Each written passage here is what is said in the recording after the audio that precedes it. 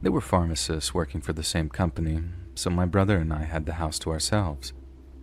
I also feel like I should add that my brother was 17 or 18 at the time, and my parents deemed him old and responsible enough to take care of me. On the evening we were home alone, we got pizza and watched movies and had the best afternoon ever, along with our adorable German Shepherd dog, who was called Chaka. When it got dark, some boys from school showed up at our front gate calling for me. My brother stayed inside, peeking through the curtains as I went outside to greet them. I knew them well from school and was puzzled by their appearance since kids didn't usually go out in the neighborhood after dark. But soon, the reason for their visit became apparent. There was an older guy with them that immediately made me feel uncomfortable. He looked to be maybe 18 to 20 years old and was leaning up against our fence. The way he looked at me made my skin crawl, but one of the boys hurriedly said that it was one of his cousins and I should ignore him. When I asked what they wanted, they said that they wanted to show me something. I told them no, that it was late and that I wanted to stay inside. They then told me okay and that they'd leave if I did something for them. One of the boys then turned around and got something that he had hidden behind the lamppost, and he returned with a brown bottle filled with liquid with a label removed. It was already open when he told me to drink from it. I refused, but they just kept insisting that I drink, saying it wasn't that strong, it tasted good, and that I'd be fine. My heart was beating in my chest, and I nervously played with the latch on the fence door. I just wanted them to leave, and I turned to give my brother a look, but he wasn't watching from the window anymore. Then suddenly, right when I thought that I might have been in some serious trouble, Chaka, our dog, appeared from behind me and planted his bottom on my feet. He was a very big dog, and this low, deep rumble started to grow louder and louder as he growled. He stared the guy down, who hastily let go of the latch and backed away. The two boys also backed off quickly. It was as if Chaka sensed my fear and came to give me his strength. He would fight for me. I told them to go away and leave. I didn't want to drink their stuff. My dog sat like a statue on my feet until they disappeared back into the darkness. My brother said that he was watching the entire time for any signs of trouble and couldn't believe how brave Chaka had been, but I knew that wasn't true. If it wasn't for Chaka, things might have gotten far, far worse with the boys. When my dad heard about it, he gave Chaka a big steak as a reward. Chaka was my guardian angel. I still love and think of him as he passed in 2008. He was starting to go gray around his mouth when my story happened and loved snoozing on the kitchen floor. Whenever I was alone at home, Chaka would follow me all around the house. He would even escort me to the bathroom or relax in the doorway with his eyes always watching the front door. He had a good long life and was an amazing friend. We all still love him dearly, but I feel like my experience that evening made it so I loved him a little bit more than the rest of my family.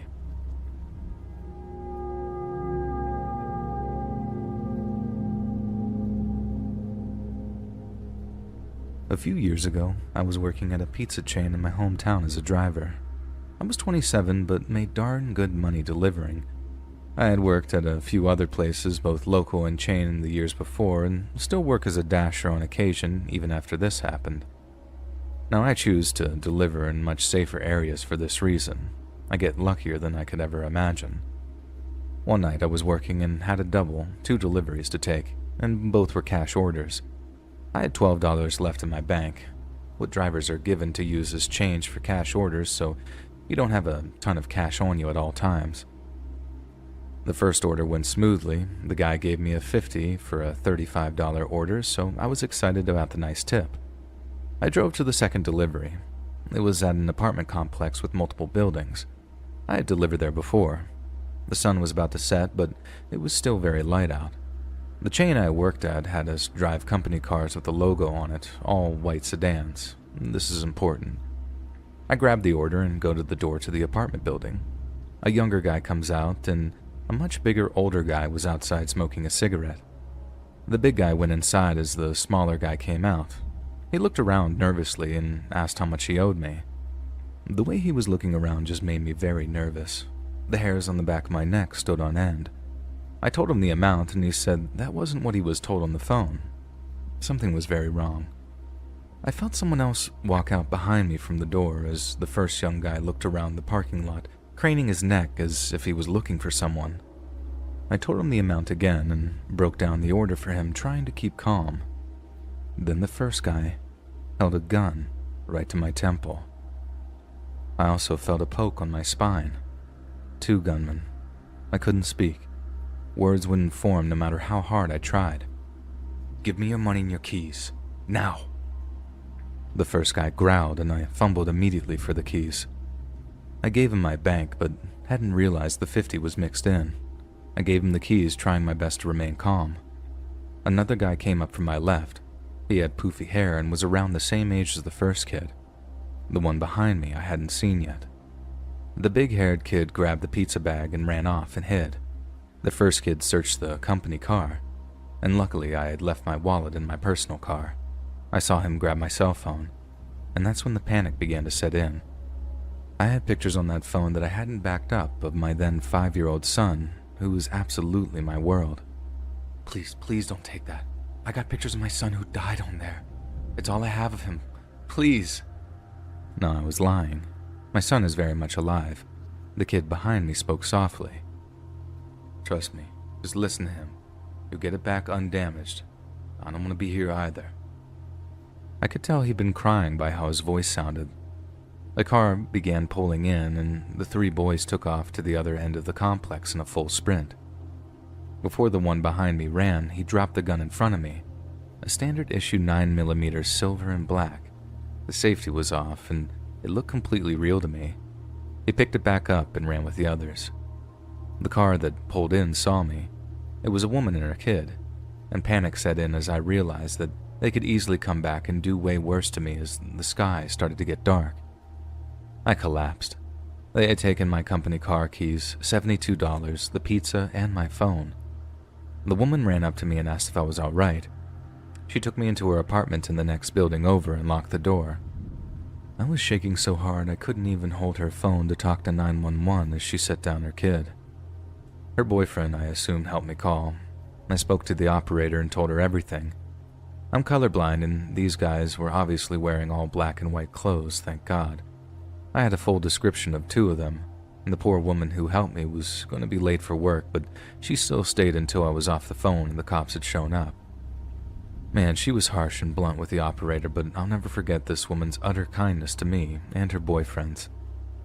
Cops showed up and contacted my store, and my manager brought over the spare keys for me to drive that car back to the store. And after dealing with the cops, I drove back and was greeted by crying and beyond worried coworkers. All of them were terrified that I was hurt. It meant a lot to me how much they cared, but I told them I was fine. I filed the proper paperwork, and the 72 was written off as a loss to the store. Thank God, because I had worked other stores that may you pay back the money out of pocket if you get robbed to prevent drivers from stealing. I was told by the owner to take the rest of the night off and take care of myself. He gave me a hug, and he was to this day one of the best bosses I've ever had. What I didn't know was, I was in for a very long night. I called my best friend before I left the store from the store phone and asked where he was. We usually meet up for drinks after work. He was around the corner at a bar, so I met up with him. His dad was a District 4 cop in my city at the time, the same district that this happened in. He told me his dad had given him a heads up, and he had 2 shots waiting for me to calm my nerves. After the 2 shots, we began playing pool when his dad called his phone and asked if I was with him yet. He said yeah and handed me the phone. His dad asked if I could come to the station. I was honest and told him that I had 2 shots, so he sent out a squad car to get me since it wasn't that far away. We get to the station, and they had suspects in custody, and I was needed to ID them. 3 boys and a driver. They'd been caught less than 20 minutes after the robbery, speeding. The bee on the lookout had already gone out, and they matched the description. They had used the money to buy weed and gas and had taken off. They had at least 15 stolen cell phones on them. The order had been placed on a stolen phone, and my phone was in the mix in the box. The police told me to grab my phone only, and I did, and they asked me to unlock it. It had fingerprint verification, so that was easy. None of the 10 tries to unlock it had already been used before my phone would have completely reset. It unlocked. I told the police every detail yet again, although my parental instincts kicked in. I told them the guy behind me quite obviously was bullied into this and to show mercy, and he was the one with the white shirt. The police went wide-eyed and told me he was the one talking. The other three denied involvement. And that's when I found out about the fourth guy, the driver. We found out later that he was completely unaware of the robbery and was just picking up his friends, and he was never charged. The boy who was behind me and the one who grabbed the pizza were 15 and 16 and got 6 months of house arrest.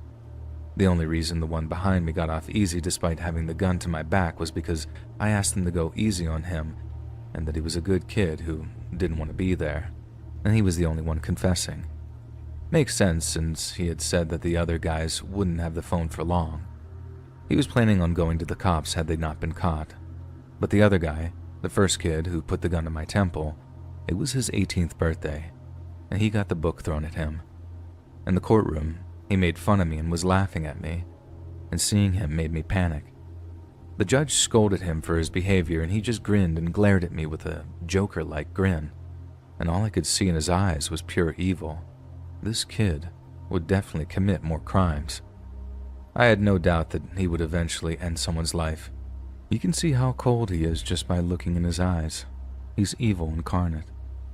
I grew up in a town full of murderers and abusers, and I had never seen this kind of evil in my life, and I never want to see it again. I asked to have my name stricken from the records and asked to remain anonymous in case he ever got out. And I'm so glad I did, because today I got a letter from the state. He's being released in February. The court only had my old address, my parents' house. My mom didn't think the letter was important. I missed the deadline to protest his release for probation. The plea deal was 8 years, and it's only been 4. He's getting out early due to overcrowding.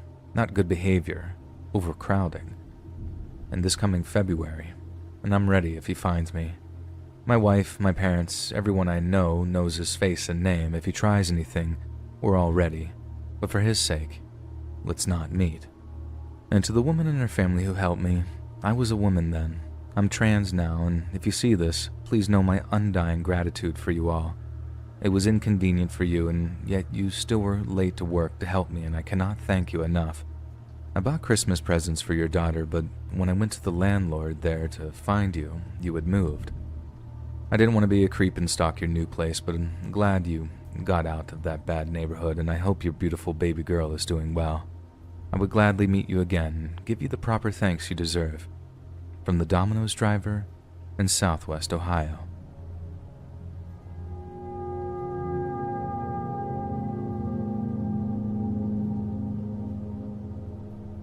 I just got back from a family vacation in Los Cabos, Mexico. We stayed at a nice Westin resort, and usually at around 9:30 p.m., my family would head back to their rooms to go to sleep. Naturally, as a 25-year-old, I wanted to stay up and party or go drinking at bars, but my older brother was working remotely and wouldn't go out with me. After the family went to bed, I went out to a bar around the corner from my hotel and ended up befriending the locals there and a 29-year-old guy from San Diego named Luke, who was there for a wedding. We started hanging out every night after my family went to sleep, and on the 3rd night of the trip, Luke asked if I wanted to meet him in downtown Los Cabos with his friends. I really wanted to, but I was at an important dinner with my family that went on later than usual. I ended up staying at home that night.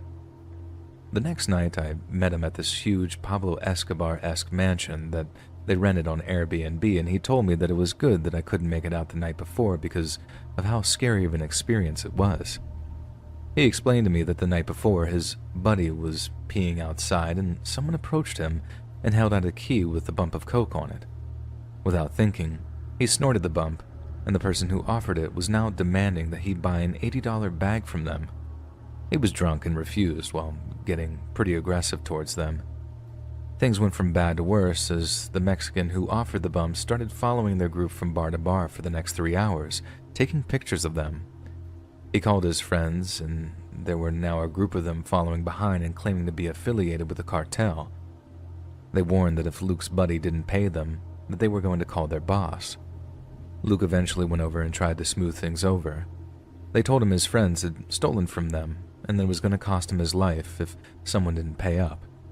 The cartel member also pulled his shirt up, revealing a 9mm pistol in his waistband. Luke did the right thing and remained calm while offering to take them to an ATM to pay out of pocket, $160 US, so they could all be left alone. The cartel members gave him an empty Coke bag and abruptly left. Even after doing all of this for his friend's safety, his friend denied any responsibility or wrongdoing and even had the audacity to blame Luke for trying to help by getting involved. He also didn't offer Luke a single dollar. After this event happened, Luke got robbed again in the same night, with a girl who ripped his $200 gold necklace right off his neck. His friend was cool to me, but sounded like a real jerk after Luke explained this to me.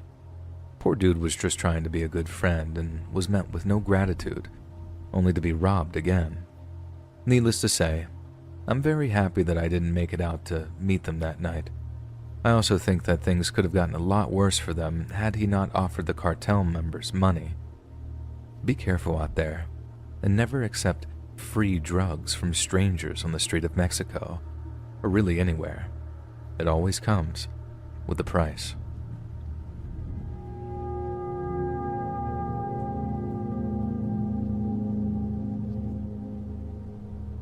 For context, I didn't grow up in a good area. I won't give location for privacy's sake, but I live in a fairly large city, and at the time, I was around 10 or 11. This was overall not a good area. Lots of gang activity, drug use, that kind of thing. One of those neighborhoods with the jacked up sidewalks and shopping carts strewn everywhere. There was a park a couple of blocks away from my house, and I decided to go on a run and spend some time there on my own. I don't know why I was allowed to leave on my own, knowing the area. It was still light out when I jogged down there, but it started getting dark when I actually reached the park. It was around dusk. The layout of the park was a big rectangle, basically. It faced out long ways, so the shorter side was where the gate was. There was a set of swings at the very front, and I sat down to hang out there a bit. At the time, I didn't have a phone with service, I just had music downloaded to listen to it.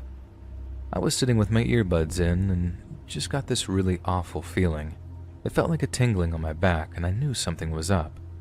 I took one earbud out and kept swinging, but I couldn't shake that feeling. Finally, I turned around to check behind me. There was an alleyway leading into the park that curved so you could only see part of the way down. It was all white gravel. Down the alley was a dumpster, and there was a figure on the ground with a ton of red stuff around him, which I now know was blood, and another guy standing, walking fast towards me. The alley was across the playground about 40 feet away maybe, and as soon as I saw the man approaching me, I just dipped out of there. He had something in his hand that I couldn't see, but he was holding it like a knife or a pair of scissors. I sprinted the couple of blocks back to my house and got in through the back to make sure no one saw me. I didn't tell my dad until years later, and he fully believed me. That area was bad news, and I'm amazed something bad didn't happen to me with how much I was let out. Alone.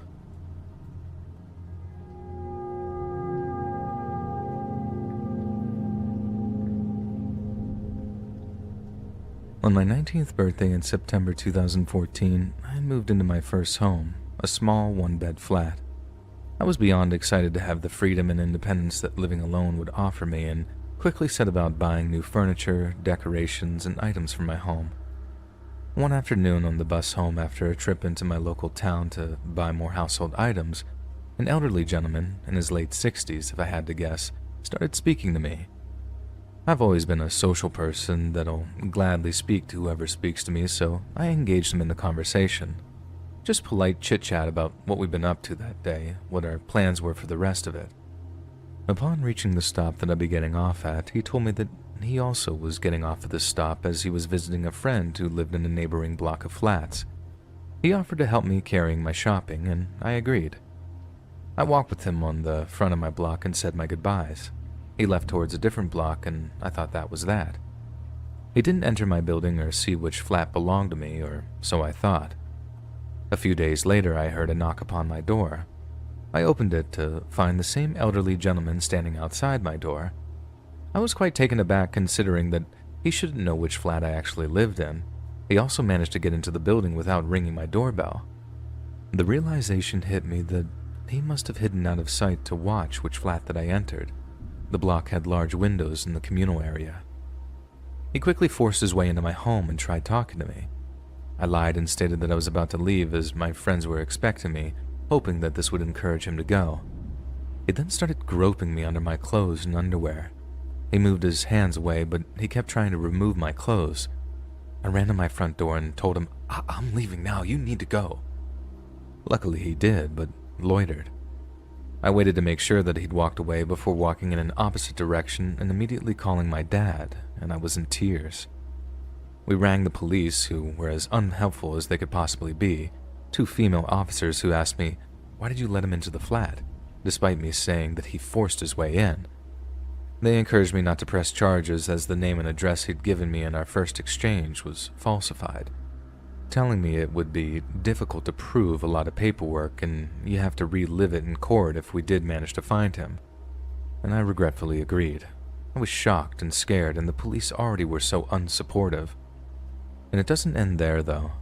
This man continued to stalk me for months, regularly appearing at my door, following me when I was out, and it wasn't until he was on the same bus as me to town when I went to meet friends that it finally stopped, as this was the first time I was able to point him out to someone. My friends went over and publicly called him out for stalking and harassing me. They threatened him, saying, if we ever hear of you doing this again, you'll not be able to use those arms to abuse another person. You leave our friend alone. He quickly scampered away, and that's the last I ever saw of him. But this incident shook me. It all happened simply because I was polite to a seemingly innocent elderly man who wanted to help me and make conversation. Needless to say, I've never accepted another offer of helping me carry my shopping. Be careful who you let help you. It might not be good intentions they have in mind.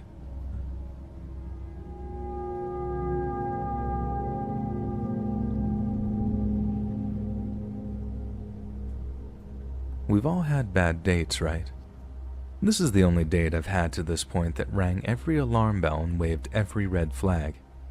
I'll preface this by saying that I don't go on many dates, but when I do, I make sure I follow safety protocol by only meeting my date in public places.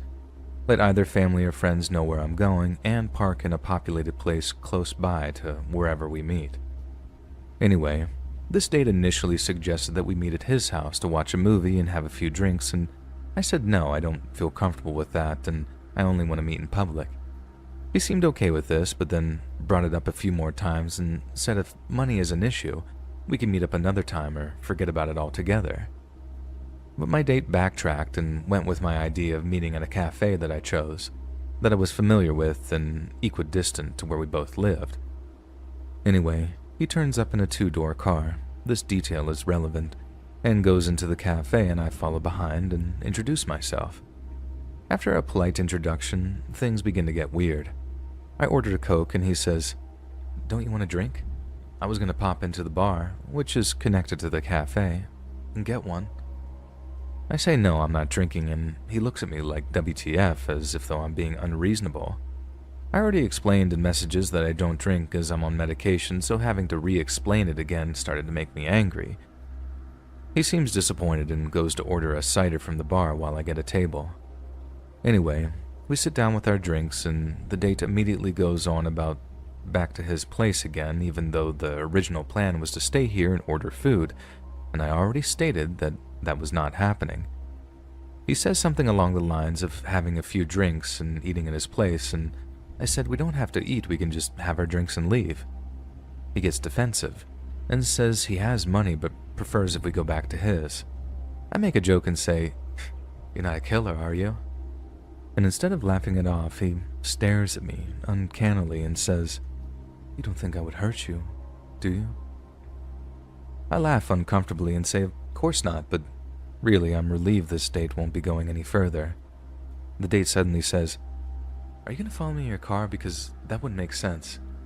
How about we just go in my car, but I got packages in the front, so you'll have to squeeze in the back, and I'll drop you back off of your car after.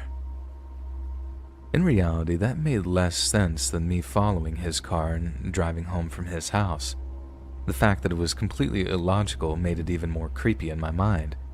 Every alarm bell was going off at this point, and I said, look, I don't want to go to yours, and your insistence is giving me the creeps. Date looks shocked, mumbles something about needing the toilet, and excuses himself from the table. A few moments later, I see him through the cafe window getting into his car and driving off. Massive bullet dodged, in my opinion. Also, the fact his car didn't have back doors made it even more sinister because imagine if something happened in the car and I couldn't escape.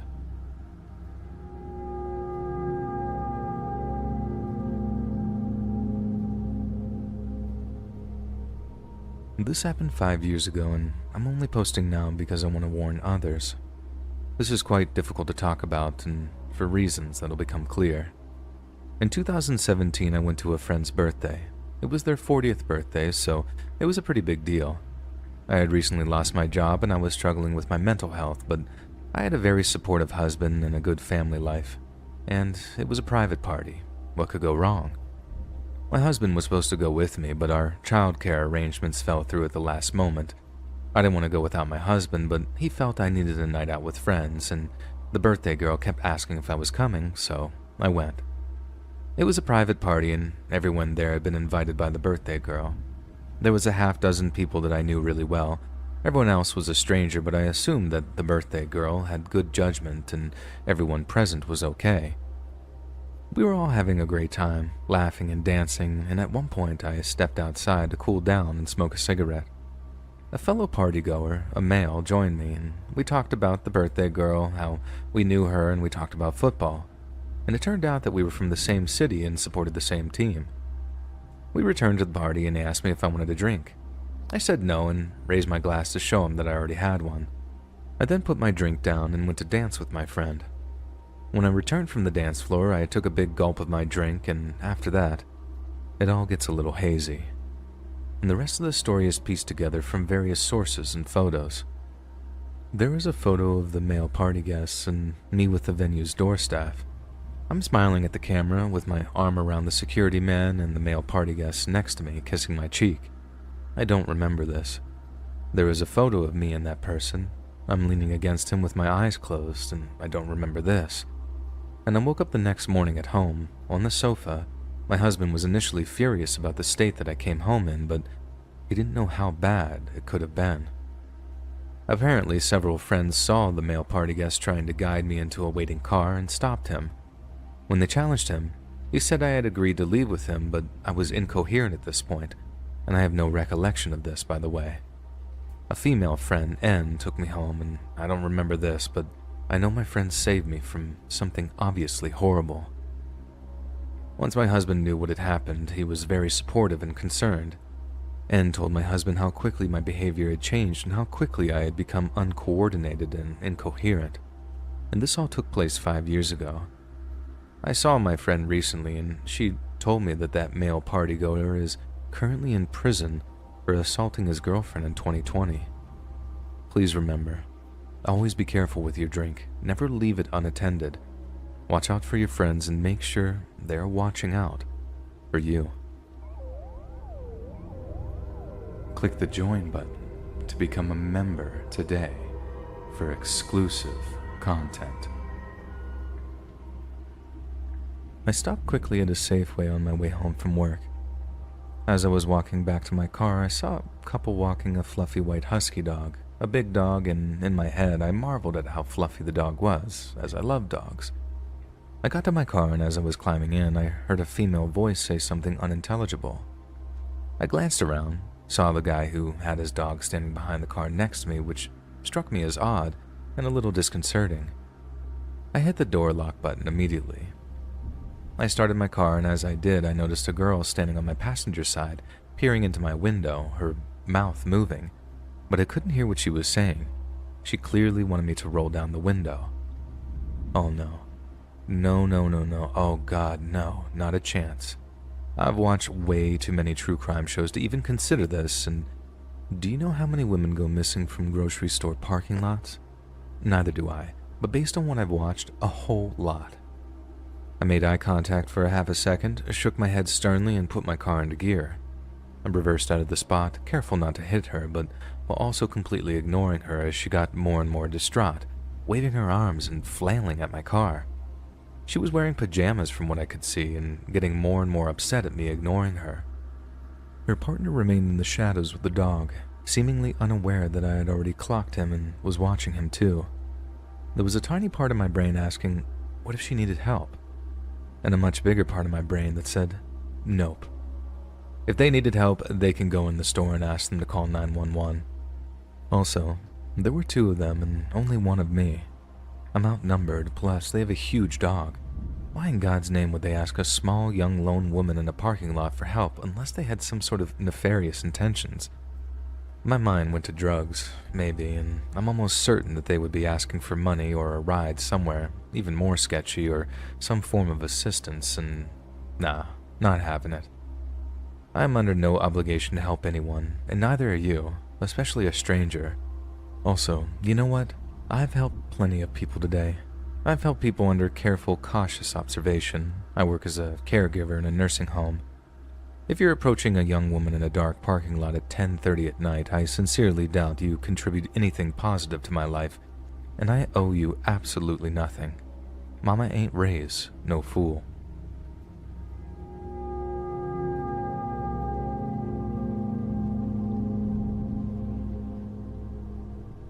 Back in 2019, I, an 18-year-old female, decided to download Tinder a few months after a rough breakup. I was very inexperienced with dating and pretty shy, so it seemed unlikely that I would meet a potential partner in person. Anyway, after a few matches that really led to nothing, I came across the profile of someone that I found very attractive. It was a 21-year-old male. We matched, exchanged Snapchats, and continued to set up a date. Our first date was relatively normal and enjoyable. We saw a movie, and by the end of it, I felt like we hit it off. However, our relationship was extremely short-lived. Not long after, I had agreed to be his girlfriend, about a month after going out, and he began to behave very erratically and would sometimes fall completely silent in the middle of conversation, ignoring me when I tried to ask him what was wrong. He became hot-tempered, slamming doors and speeding on the road when he was mad. I started to feel really uncomfortable about our relationship. This went on for about a few weeks until one night when we were on our way to have dinner downtown, he felt silent mid-conversation. I became extremely anxious as he pulled into a nearby parking garage, wondering what I had done to upset him. As we parked, I decided to ask him what was wrong.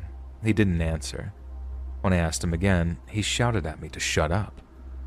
I was completely frozen for a moment, but I finally got up the courage to tell him that we were done, gathered my belongings from the car, and walked over to the nearest coffee shop to call an Uber. It was fairly late at night, so I walked as fast as I could, hoping that he wouldn't follow me. When I made it to the shop, I noticed that I had several missed calls from him.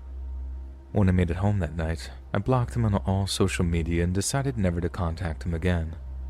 I'm fairly familiar with the dynamic of toxic relationships, and I knew that if he could talk to me that way, completely unprompted, it was likely that he was capable of much more. About a week goes by as I start to settle my emotions a bit. I decided to confide in a friend who had never met the guy about what happened, feeling completely embarrassed. A few nights later, I received a text from the same friend. It was a screenshot of an Instagram DM from someone she didn't follow, my now ex. It said something to the effect of, "Hey, I'm sorry we're having to meet like this, but redacted is ignoring me and I needed to talk to her." My heart sunk. I decided to message all my friends separately and let them know what happened, just in case. Later that week, I started receiving several DMs from various accounts, all without profile pictures or posts. Eventually, I gave in and responded to one, asserting that the relationship was over and that I didn't want to hear from him again. I blocked the accounts immediately afterwards. As time went on, without hearing a word in weeks, I figured that I had reached the end of the situation. Until one morning while I was walking to my car, I noticed something dangling around the handle of my car door. It was a necklace I gave him. He'd only picked me up once from my house before, and the thought of him driving to my house about a half hour from his place earlier that night freaked me out. I was shaken up for a while. It was by no means an expensive necklace, and I had the exact same one, but I kept it. I thought maybe it was his way of acknowledging that we were done. 2 months later, I was working my job at a small boutique near my house. I was used to answering the phone several times a day, so when the phone rang, I thought nothing of it. But when I picked it up, I immediately recognized his voice. He started rambling about wanting a sweatshirt back, but I hung up before he could finish, and that was the last time I would ever tell someone I was dating where I worked. I was completely lost at this point, especially considering that he had never called me at work while we were together. I didn't even know how he knew that I was working that day and time. I told my older sister the situation, and she, being very protective, decided to message him herself. She told him to leave me alone and even offered to give him back the sweatshirt for me. He refused and insisted on meeting up with me in person to get it. When it became abundantly clear that he didn't actually want the sweatshirt back, she threatened him with a PPO, to which he never responded, and that was the last time I heard from him.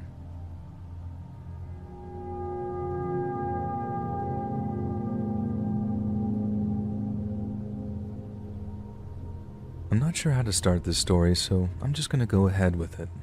My boyfriend, a 20-year-old male, and I, a 21-year-old female, live alone and we both work weird hours. He leaves for work at around 10:30 p.m. and I leave around 4 a.m. It started to get cold outside and I drive a 30-year-old Honda, so it takes a while to warm up. One morning, I went outside at around 3:45 a.m. to start my car so it would be warmed up by the time I was leaving for work. When I went outside to start my car, there was nobody else outside and no other cars that I could see besides the one parked in my neighbor's driveways. There was not a car parked in front of my house. Then at 4 a.m. it was time for me to leave. I got all my stuff ready and was walking to my car, and as I'm walking I hear a man yell, "Hey!" I ignored it because obviously it's 4 a.m. and dark outside and I'm a female, I don't know. But I noticed his car was parked directly in front of my house, which is honestly weird to me by itself. So then again he yelled "hey," but it was a bit louder this time. I still refused to even look in that direction and pretended I didn't hear him. He yelled over and over again, "Hey, can I get a jump?" asking me to jump his car. He kept getting louder each time and seemed like he was starting to get frustrated. At this point, all I was thinking was, this guy was not here 15 minutes ago. How did he suddenly pull up and his car died conveniently right in front of my house, all within 15 minutes? So anyway, I continued to pretend that I didn't hear him, got in my car and immediately locked the doors and left.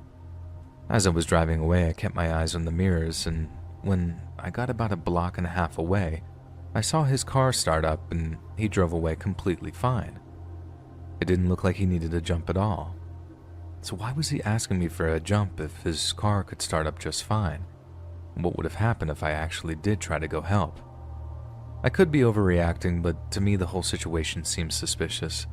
My grandma always said that a man would never ask a woman for help, especially with a car. And my boyfriend said one time that he wouldn't even approach a female at night just for the simple fact that it made them uncomfortable. I told him what happened, and he said it was weird as well. I don't know if it could have been a trafficking tactic, kidnapping tactic, all that kind of stuff, but it was definitely strange.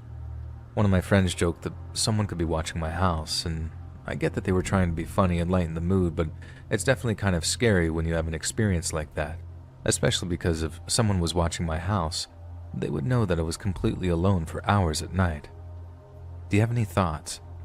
I'm still trying to wrap my head around this and figure out if I'm overreacting or not. And this was just a few nights ago, and honestly, I'm been kind of scared going out to my car or just being alone in general at night since.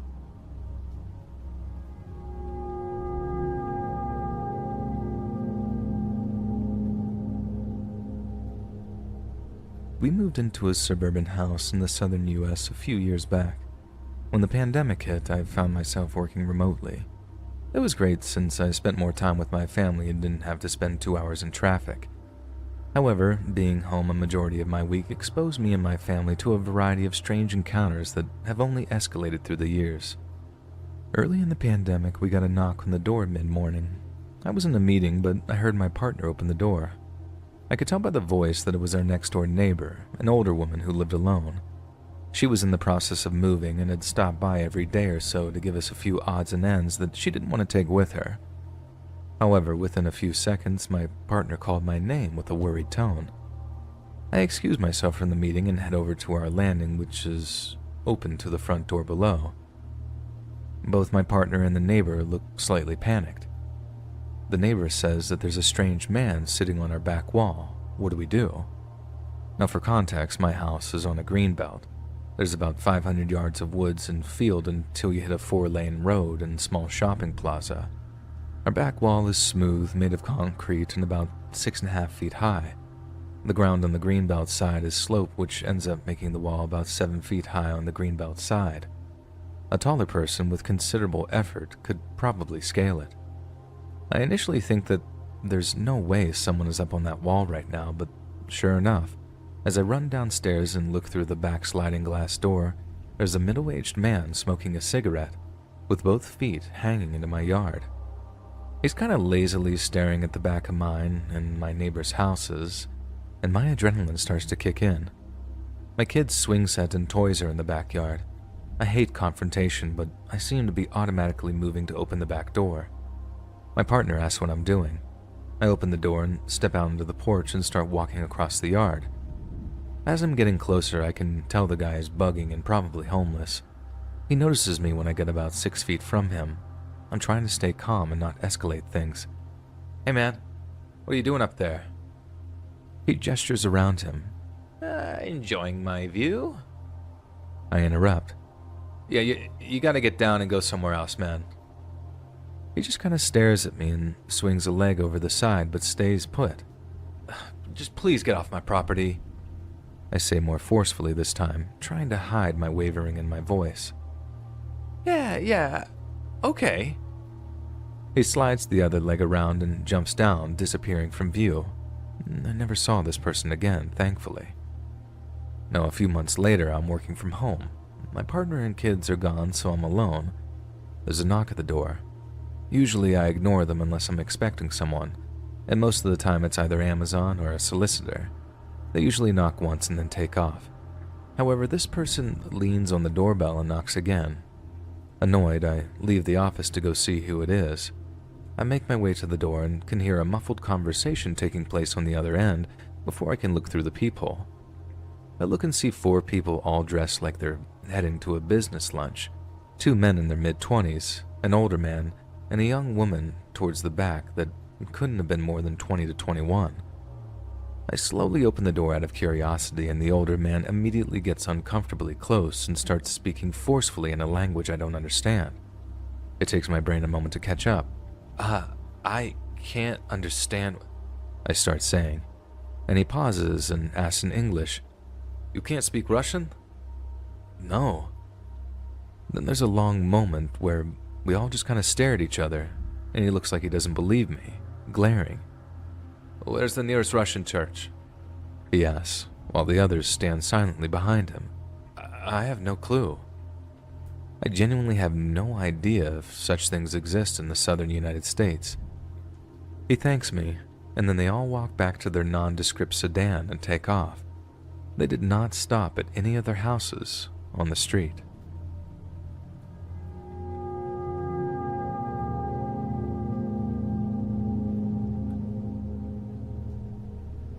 A few years back, I was living with my aunt and uncle after moving to a new state.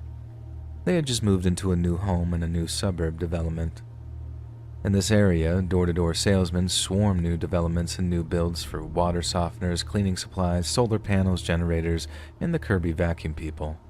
They wandered the neighborhood all day knocking on doors, but were usually gone by around 5 p.m. This particular evening, I was home alone with my dog, a mutt who was mostly black lab and an unknown mixture. He was roughly the size and weight of a full-breed Labrador, but he had a stockier build and long, wiry hair. He was a gentle, sweet baby who was upset if someone spoke harshly to him, and I'd never known him to be threatening to anyone. My aunt and uncle were out celebrating their anniversary. This time of the year, the days were getting longer, and we would have full dark by around 8 p.m. It was about 7 p.m. and starting to get dusky when someone rang the doorbell and knocked on the door. The door was one of those with thick glass oval windows, and I could see the door and who was there from the kitchen.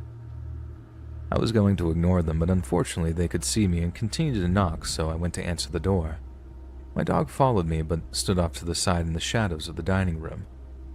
The person at the door was a young man about college age, dressed in a collared shirt and tie and khakis. He looked a bit like a Mormon missionary person, and he was thin and about my height, about 5'9". I figured that he was a salesman of some sort, but thought it was odd that he was out this late in the day. I thought I'd open the door a crack, tell him that I'm not interested, and then lock the door again. I open the door a few inches to speak through it, and he starts to spiel about Kirby vacuum cleaners, and he wants to come in and give a demo. 1, this is not my house. And 2, I know once they get in, they aren't leaving without selling something, and I have no need for an overpriced vacuum, and I don't have $1,000 to spend anyway. I tell him, no thanks, I'm not interested, and begin to close the door when he puts his foot between the door and the door jamb and throws his hand up to stop the door from closing. This is when I'm thinking, what is happening? And I hear a vicious growling behind me and to my right, and then a loud, deep bark, bark, bark as my dog lunges for the door. I grab his collar to keep him from going out the door, and the guy's mouth drops open. His eyes get really wide, and he looks like he's ready to pass out or pee himself as he jumps back from the door and backs away saying, "Oh, I'm sorry, wrong house. And then turns and runs to the end of the driveway where a car with 3 men in it pulls up to get him, and they speed off, tires literally squealing. I told my aunt and uncle about it when they got home, and we told a few neighbors so they could keep an eye out for any unusual behavior. It's possible that they were a team of Kirby salesmen. They do travel in teams of 4, I guess, and follow the door knockers in the car with a vacuum, but I was suspicious because it was late in the day for them to be knocking on doors, and it was a team of 4 men. Usually they have a team with 2 or more women in the group because they are knocking on the doors at a time of day when women are going to be home alone and unlikely to let strange men in. So, a team of Kirby salesmen working late at night quotas or a team of home invaders. I don't know. But I'm just thankful that Cosmo, my dog, wasn't gonna take chances.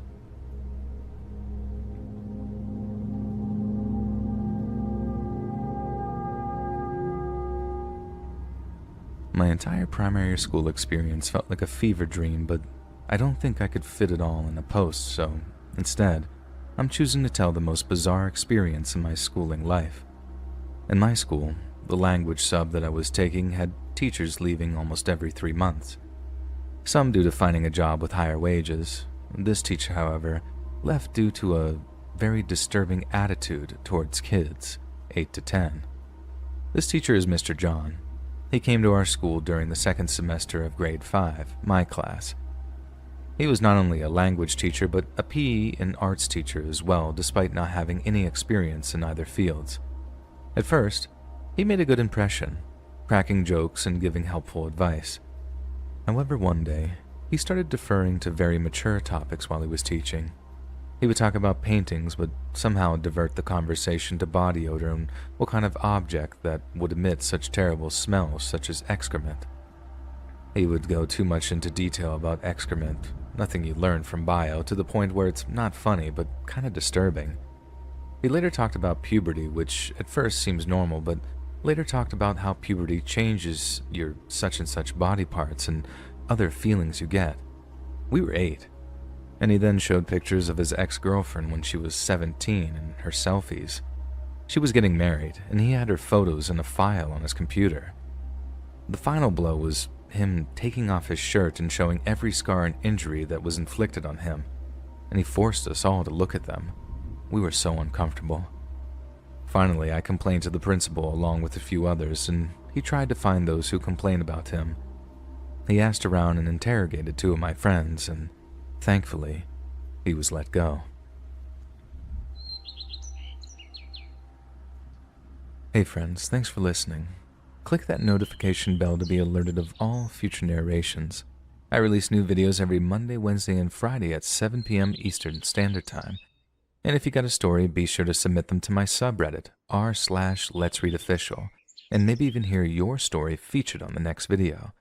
And if you want to support me even more, grab early access to all future narrations and bonus content over on Patreon, or click that big join button to hear about the extra perks offered for the channel.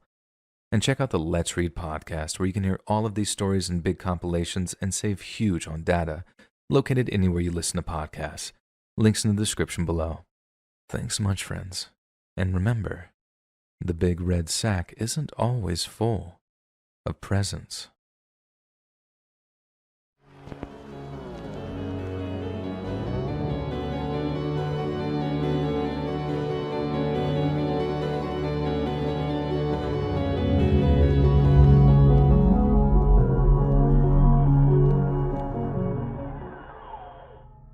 It all started when I woke up to the sound of someone hammering on my apartment door. That was the first fright I got that night, heart pounding in my chest as I grabbed the bat I kept under my bed and headed towards the door. First thing I do is look through the peephole to make sure it's not anyone sketchy, but I'm greeted by the sight of one of my neighbors.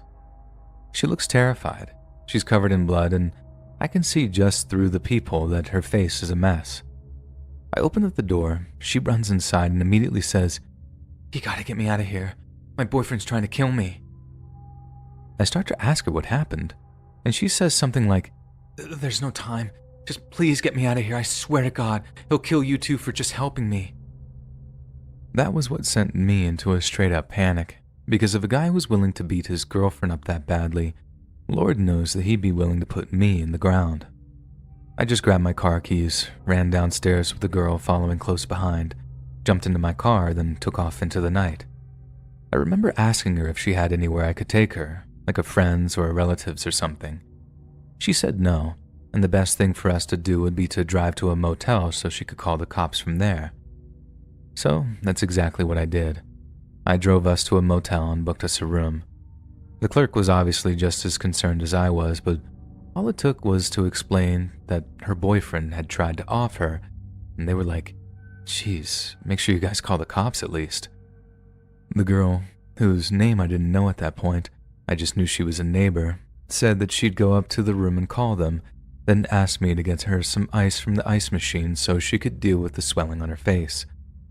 When I got to the room, she said the cops would be there ASAP, took the ice, put it on her face, then just burst into tears. I tried my best to reassure her, telling her she was safe and stuff. Then, when she finally calmed down, I asked her what actually happened back at her apartment. She told me her boyfriend was abusive, and that she'd been planning on leaving for a while, but that night was the night she'd finally got the courage together to announce it to him. She said he walked into their bedroom to find her packing a bag, and not long after that, everything went to chaos. She started helping herself to the little bottle of liquor from the minibar, but not after promising she'd pay me back for them once everything had blown over. I had no reason to disbelieve her at the time. I mean, I felt like we had a kind of bond established already, but I abstained because I thought I'd be driving back to the apartment pretty soon. I asked her if she was good to wait on her own while the cops drove out to her, but she asked me if I'd stay to keep her safe. She then made the point that if her boyfriend found the blood on my apartment door, she assured me that she'd left some on there while hammering on it, that he'd know she'd been there and he'd try to attack me, or worse. I'll be honest, I thought it was a pretty good point at the time. I hadn't seen the blood myself, but she was so covered in it that I believed her when she said that there was some on my door. Anyway, about an hour goes by and the cops still haven't showed up, and the motel rooms were arranged in a horseshoe shape, so we'd have seen them rolling into the parking lot if they had. I asked her to call them back to see what was going on, because obviously it was a really urgent situation, and I know that there was basically no way for the boyfriend in finding us, but I was still really paranoid that he would somehow. That's when the inconsistency started, because she gave me some lame duck of a reply like, "I'm sure they'll be here soon." If that was me, I'd have called 911 again if they hadn't shown up within like 10 minutes. So what was she so calm about that she was just cool with waiting for them for like an hour at that point? I put it down to booze, and at that point I was okay with waiting too. It wasn't like I had anywhere to be. I sure couldn't just go back to my apartment with that psycho supposedly just a few doors down. But that's also about the same time that I started checking out the amount of blood on her nightshirt. She had like an oversized t-shirt and girl boxers on, and like I said earlier, they were drenched with blood, but also with some blood splattered too, like little spots here and there. She had this cut over her eye, and she had a nasty busted lip, but it looked like way too much blood for just those small wounds. So I asked her if she had any other kind of injuries, like an abdominal wound of some kind that might account for all the blood on her. She said no, and that it was all from the busted lip in her eye. And immediately I start smelling nonsense. I asked her again what exactly had happened back at the apartment, and she started getting weirdly defensive about what she told me. I was starting to think it wasn't quite the abusive spouse kind of story that she told me the first time around, but I had no inkling of what was really going on. That being said, I was getting tired of waiting for the cops to show, so I decided to call them back myself. All I had on me was my wallet, my phone, and my car keys, the only three things I'd had time to stuff into the pockets of my shorts before fleeing the apartment. But when I take my phone out to call the cops, she says something along the lines of, "What are you doing?" I state the obvious, that I'm about to call the cops back, and she's like, "Don't." I don't know if it was the way she was looking at me, the way she spoke, or the way she sort of tensed up when I told her that I was about to do that, but the mood in the room just shifted completely. I asked her why not, then just went right back to dialing 911. But by the time the operator spoke down the line, I looked up and saw she had a knife in her hand. She just said, "Hang up, now." So I did. I never had a knife pulled on me at that point, and I can't overstate how terrifying it was. It wasn't even just the knife either. It was the overwhelming creepy sensation of knowing that all wasn't what it seemed. I wasn't hiding from the threat. I was with the threat. I'll be honest here. I basically begged her not to hurt me, and to my relief, she said she wouldn't as long as I drove her to the Canadian border. Given this was in Detroit, the border isn't all that far, but I didn't want to catch charges for aiding and abetting or whatever, so I knew I had to think of something to stop that from happening. It's not like I knew I couldn't tell the cops that I'd been threatened or whatever, but I also knew that the longer I spent in this girl's company, the more chances I'd have of being stabbed. So, I tell the girl that I'd drive her to the border, but that I needed to get something to eat first.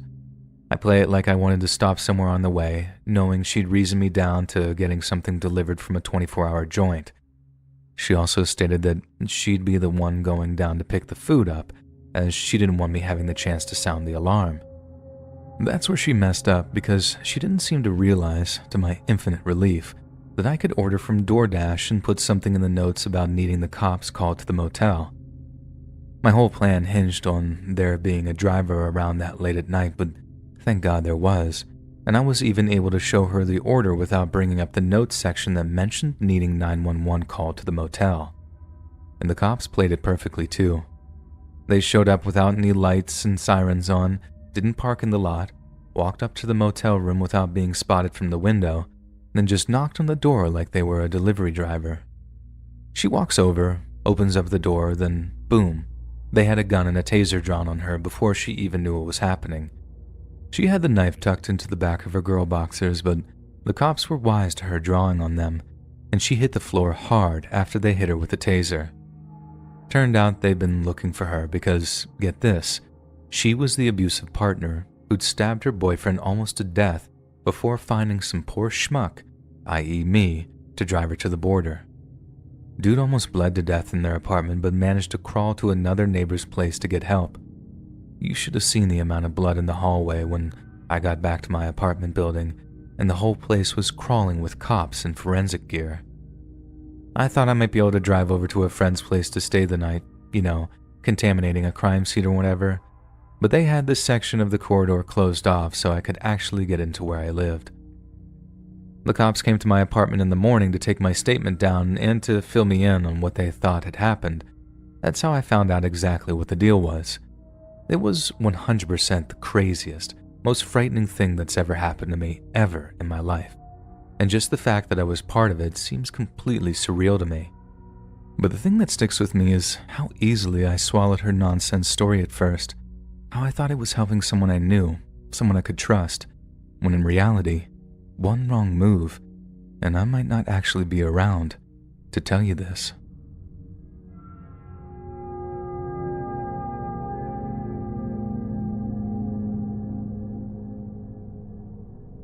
Back when I was in college, I used to work nights at my uncle's motel just outside of Baton Rouge. It was a pretty sweet gig for the most part. I was already a total night owl during the summers, so instead of staying home with my parents, getting on their nerves, and being bored stiff during the midnight hours, I got to watch movies, read comic books, order takeout, and get paid for the whole thing. I remember those times with a lot of nostalgia, to be honest, but every so often, I think about this one night where I happened across one of the creepiest things I'd ever seen. It might even be the creepiest thing I'd ever even heard of, too, mainly because of what it might have entailed and how many unanswered questions it left me with. It started with the motel's fire alarm going off. The fire alarm automatically alerted the fire department, so officially speaking, all I had to do was make sure all the guests evacuated properly. But then unofficially, with it being my uncle's only form of livelihood and him being terrible at making his insurance payments, it was always an unwritten rule that whoever was on duty would have to try their darndest to put the fire out before the whole friggin' place burned down. So, that's what I did. Once I saw smoke billowing out of one of the rooms, I ran up there with my fire extinguisher, kicked in the door, and was relieved when I saw that the fire was basically a small one in the center of the room. I just let rip on that thing with my extinguisher, then within a couple of seconds, the fire was out and I'd saved the day. Obviously, I didn't pay much attention to what else was going on in the room, and the fact that there was no one in it didn't faze me because I figured they evacuated like everyone else. My uncle had already been alerted of the fire, and he's been ringing the motel's phone like crazy, and boy did I feel like a hero telling him that I basically saved his entire income by putting the fire out before it could spread. He then asked me to check on the actual damage before the fire department showed, which was still going to be a while, hence why he'd always asked me to be Johnny on the spot with an extinguisher if there was ever a fire. So, I do as I'm told, heading back up to the room while reassuring the parking lot's congregation of guests that everything's going to be fine and that I put the fire out. Only when I get back to the room do I realize that the fire had been set in one of the small metal trash cans that was in each person's room. Someone had obviously filled the thing with God knows what, placed it in the center of the room, then just set the thing on fire before bailing out of the room. Then right as I'm thinking, why would someone do that? I realized someone had arranged a bunch of stuff around the room. They were clothes, kid clothes, and interspersed among them were a bunch of what looked like kids' drawings. Then when I checked out what the drawings were of, I realized it wasn't just the fire department that should be on their way. It was the cops, too. The drawings were of kids in cages, or sad crying kids with big angry-looking grown-ups towering over them. Then another was of what seemed to be one kid crying over a dead kid while the grown-up figures laughed. Seriously, they were so horrific that despite the heat and smoke still circulating in the room, I felt a little chill go down my spine. I immediately went to call the cops, then checked who was booked into the room and, more importantly, if any kids were booked in there too. There was just one guy's name in there, Cameron Odell. So what was one lone guy doing with so many kids' clothes? The drawings were horrifying, but it wasn't out of the question that an adult could have been responsible for them. The clothes, though, that was a different story. Right after the fire department arrived and they were checking the room over to confirm it was safe for the other guests to head back to their rooms, I asked the group of guests in the parking lot if there was a Cameron Odell among them. No one spoke up or raised a hand, and no one by the name or any other name booked another room after everything died down, so I'm guessing whoever was calling themselves by that name had gotten out of there following the fire.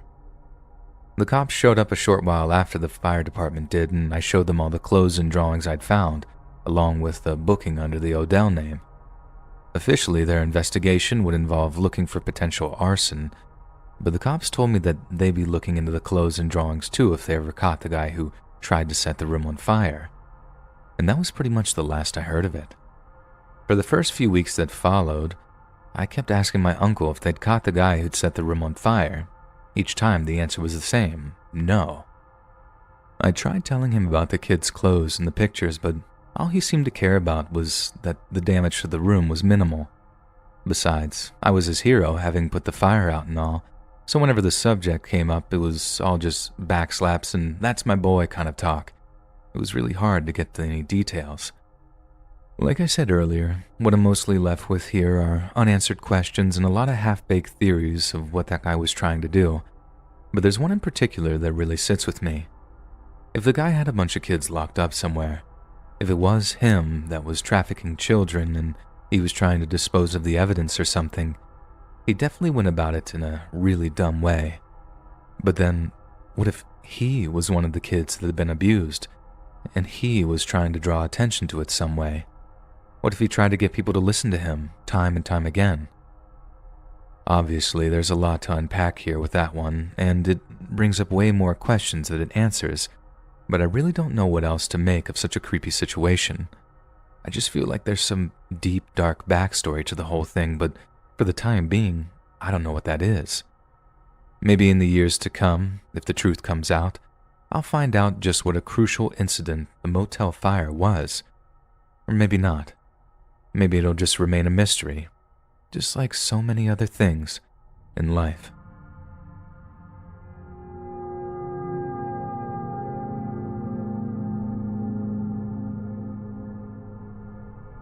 I apologize in advance for not being the best storyteller, but this is definitely a true story.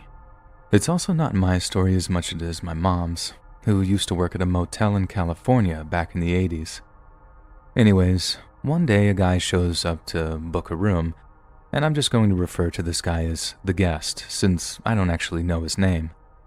My mom got assigned to clean his room on the daily, but as time went by, she noticed that he always had the "Do Not Disturb" sign up on his room. So even like a week into his stay, she never once had a chance to clean his room. This didn't bother the cleaning staff too much, because the way my mom tells it, the guy was always super nice and friendly whenever he passed reception or bumped into any of the cleaning staff, always apologizing and telling them that he'd just clean up after himself. So if it saved them some work, they weren't exactly going to complain about it. Anyways, there came a point where the guy wasn't seen for a few days, and the "Do Not Disturb" sign wasn't on the door anymore, so everyone figured that he just checked out and they'd be able to clean the room again. So given that my mom had been assigned to the room like a month before, it came down to her to head over to clean it. As she got to the floor and unlocked the door to the room, a disturbing smell hit her. She couldn't figure out what it was, but she continued to survey the room, which, contrary to the guest's previous assurances, was disgustingly messy. Her words were that it looked like someone had thrown a party, even though everyone was pretty sure that no one else seemed to have ever gone into the room besides the guest. Anyways, my mom was still shocked by the smell, so she tried to track it down. Then as she followed the smell, she could tell it was coming from the hotel room closet. When she opened the closet, there was nothing but a wet-looking cardboard box on the ground, and my mom said the smell got way more intense, so she could tell it was coming from there. She said she had a strong suspicion that the guests had been using it to go to the bathroom in, so the last thing she wanted to do was look inside it. Instead, she puts on some gloves and covers up her mouth and nose, then picks the thing up to throw it into the trash. That's when she felt how heavy it was, like way heavier than if there was just some feces inside it or something. It was only when one of the other cleaning ladies smelled the same smell that they straight up said, "Somebody call the cops." Apparently, a few years before, this same cleaning lady had found a dead body in a room, as someone had a heart attack with the "Do Not Disturb" sign on the door, and it took almost 2 weeks before they finally went to investigate. She said it was like the exact same kind of rotting smell. Definitely not anything else from the human body, so they called the cops so they could come take a look at it. The cops showed up, cut open the box with everyone watching. Then the officer just looked up to his partner with this numb expression, saying, "Call the coroner. We're going to 419. Someone had to explain to my mom that the number was police code for dead body. Only it wasn't like a whole body in there. That much was obvious because the box was too small. It turned out to be just a decapitated head. I don't really know many more details than that. This is almost 40 years ago now, and I couldn't find any internet archive stuff before I wrote this up, but my mom said that there was talk of the head belonging to a call girl who had gone missing a few weeks before. They gave all the guy's info to the cops, but apparently that didn't help. The credit card was stolen, and the guy had used the name on that card. Imagine being that person whose credit card got stolen, though. One day you think you've lost it or something, and then the next, the cops show up accusing you of having murdered a girl. Mom stayed working at the motel for maybe like a year afterward, and she only quit when she met my dad and moved into his place up in Vallejo. That story always kept me from ever wanting to work in a hotel or motel or anything like that, and no matter how desperate for money I get, I think I'd have to be very, very desperate to work anywhere you might see the darker side of human nature.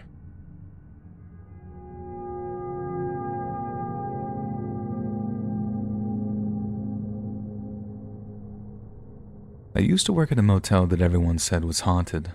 I must have been there for maybe 6 or 7 months, and I hadn't seen anything of the sort. Granted, I don't believe in any of that kind of stuff, so it's not like I was out there with my spookometer, but one night, I had a little run-in with someone that had me questioning my stance on the supernatural altogether. So at this particular motel, we had what was basically an on-site diner that was just across from the rooms, and everything is single story. One afternoon, we were expecting 2 elderly sisters to check in for a few nights. These 2 sisters just so happened to be friends of the owners and fairly regular guests who came to stay on the owner's dime maybe 2 or 3 times a year. Only, I hadn't met them yet, so I had no idea what they looked like or anything. It was way past dark when they arrived, so while they're being greeted by the owner and their baggage is being unloaded by some of the other staff, I get the nod to head up to their room with a bottle of complimentary wine. So, I head to the bar in the on-site diner, grab a bottle of our best wine, 2 glasses and a tray, then head out of the back door of the diner and around to the back of the motel. This is a pretty crucial part of the story, as I'd been told the wine had to be a surprise. They'd never have accepted it otherwise, and the owner wanted a little showmanship for his friends, or more accurately, to make it look like he'd bothered to put some effort into it prior to their arrival. Either way, it meant that I didn't see the old ladies arrive, otherwise this story basically would never have happened. There's basically no one else around, and right after I put the wine into the motel room, I head out intending on scurrying away from the room so that the ladies don't catch me having planted their little gift. Only the opposite way I was due to head, I noticed one of the hallway lights was flickering. I swear to God, it was seriously like something out of a horror movie, because I turned to look, and underneath the flickering light, wearing a long, flowing dress, is a headless figure. At this point, it's important to note something about this whole dumb story about the ghost haunting the motel. Legend has it that it was a hung woman whose body had gone undiscovered for so long that she'd rotted to the point where her neck basically tore apart from the rot and the strain. Therefore, it was a headless ghost that was haunting the motel. I know that's about the lamest ghost story you've ever heard of, right? But then imagine being me, seeing that headless figure standing under the flickering light, and you can imagine why my heart went from 0 to 60 as I looked at something that I had absolutely zero explanation for. I think I gasped so loud and so much that my lungs felt like they were about to burst, and that caused the figure in front of me to turn around. Okay, it wasn't a ghost, like I said. There's no such thing as ghosts or spirits or anything of that nature. But there is such a thing as osteoporosis. Osteoporosis is a condition that severely weakens the bones of people who suffer with it. And in older folks, it can mean that they end up with some pretty painful hunching postures, or in this old lady's case, bones so weak that she could barely support her own head. This meant that from behind, it basically looked like this poor old lady had no head at all. Anyway, she turns around, gives me this look as if she'd horribly been offended by my terrified gasp, and I'm forced to explain it away like, oh, I'm sorry. I didn't see you startled me. She just frowns, points up at the light, and says something snarky like, better get that fixed, young man, then waddles off along the corridor. I felt like a total idiot. I seriously thought that I was looking at the very same ghost whose existence I've been denying for months on end. I can't even lie. It was one of the scariest and creepiest moments I think I've ever experienced.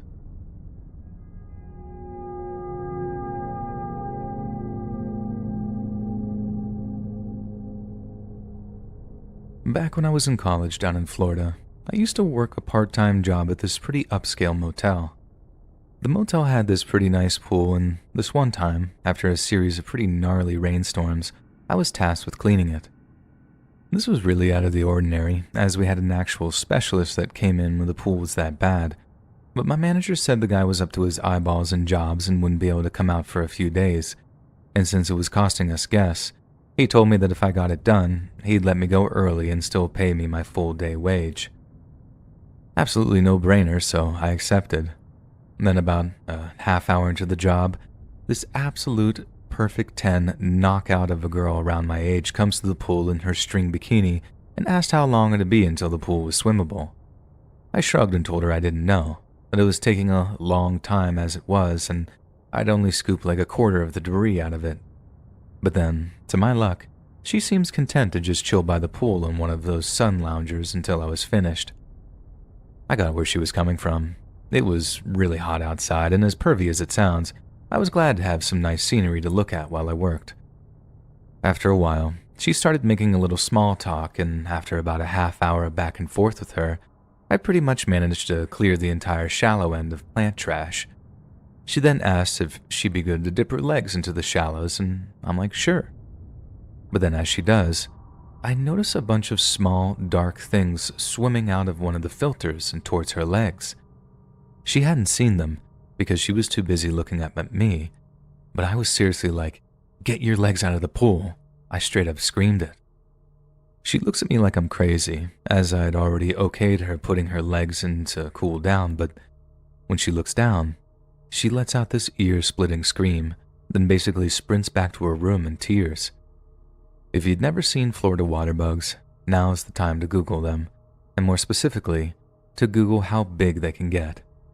Somehow, I'd never seen those evil-looking things until right then, and Jesus Christ, they're a sight you're likely not to forget anytime soon. Worst thing is, they actually do bite people, which is exactly how they got their nickname of toe biters. They're not dangerous, like they're not poisonous or anything, but they're just about the last thing you want to see swimming towards your legs while you're dipping them in the pool.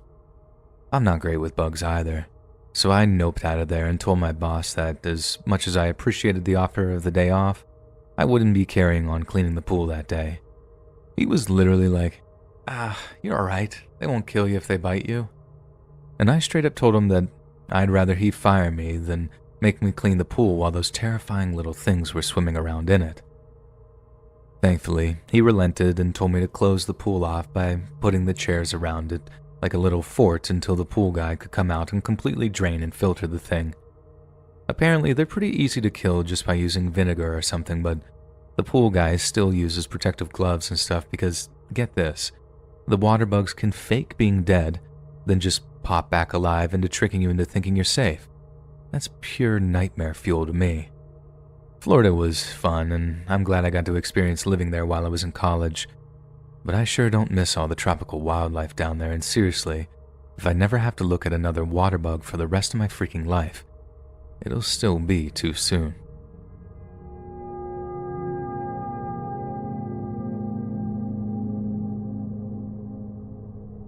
Back when I was still getting some money together for college, one of the 2 jobs I worked was as housekeeping for a motel chain. It was on that job that I saw some of the weirdest, creepiest things I've ever put eyes on, and to this day it remains unexplained. I'm not suggesting what I saw was in any way supernatural, as I'm sure there's a perfectly logical and reasonable explanation for it, especially in a county with a real bad meth problem such as this one. But it definitely left me and my coworkers on edge for a few hours afterward. So, we're going from room to room, knocking on doors, calling out housekeeping and that whole ordeal. Me and my coworkers were leapfrogging each other, so doing every 3rd room or so as we worked our way along a corridor. Then, as we're working, I just hear one of my coworkers say, "Ay, Dios mío," which for those of you that don't know means "oh my God" in Spanish. Obviously, the other 2 of us come running to see what our coworker is so startled about, and I remember arriving in the room and just not being able to see what she was so freaked out about. The place was basically clean, apart from one broken window which was broken right at the top. The windows started about chest height, then went all the way up to the ceiling to let all this nice natural light into the room. Only when I looked right up did I actually see what she was so freaked out about. Leading up to the broken window, right on the ceiling, were dirty footprints, super visible against the pale paint on the ceiling. The 2 of us that came running were like, "How in God's name?" But the poor Honduran lady we used to work with was basically convinced it was a demon or something that had run along the ceiling before diving out of the window. A much more logical explanation, but granted still kinda crazy, would be that maybe 2 meth heads had been just throwing each other around on the bed, and that one of them had been actually able to kind of momentarily run along the ceiling for a second before crashing back down. Maybe that's how the window ended up getting broken too. But there was definitely no blood or anything to suggest that some kind of crazy accident had occurred. I guess the really creepy thing was seeing how freaked out her coworker was, how she kept clutching the cross around her neck and saying little prayers to herself. She seriously thought that something evil had been in there, and we actually had to talk her down and explain that weirder things happen when people are cranked out of their minds. She just wasn't buying it though, and she always refused to clean that room for the rest of the time I worked there. I cleaned it on many an occasion, and nothing weird ever happened while I was in there. That throwing each other up in the air thing was honestly the only way I've ever been able to explain it though, and I guess meth makes you do crazy things. But good God, running on the ceiling is a whole other level of crazy.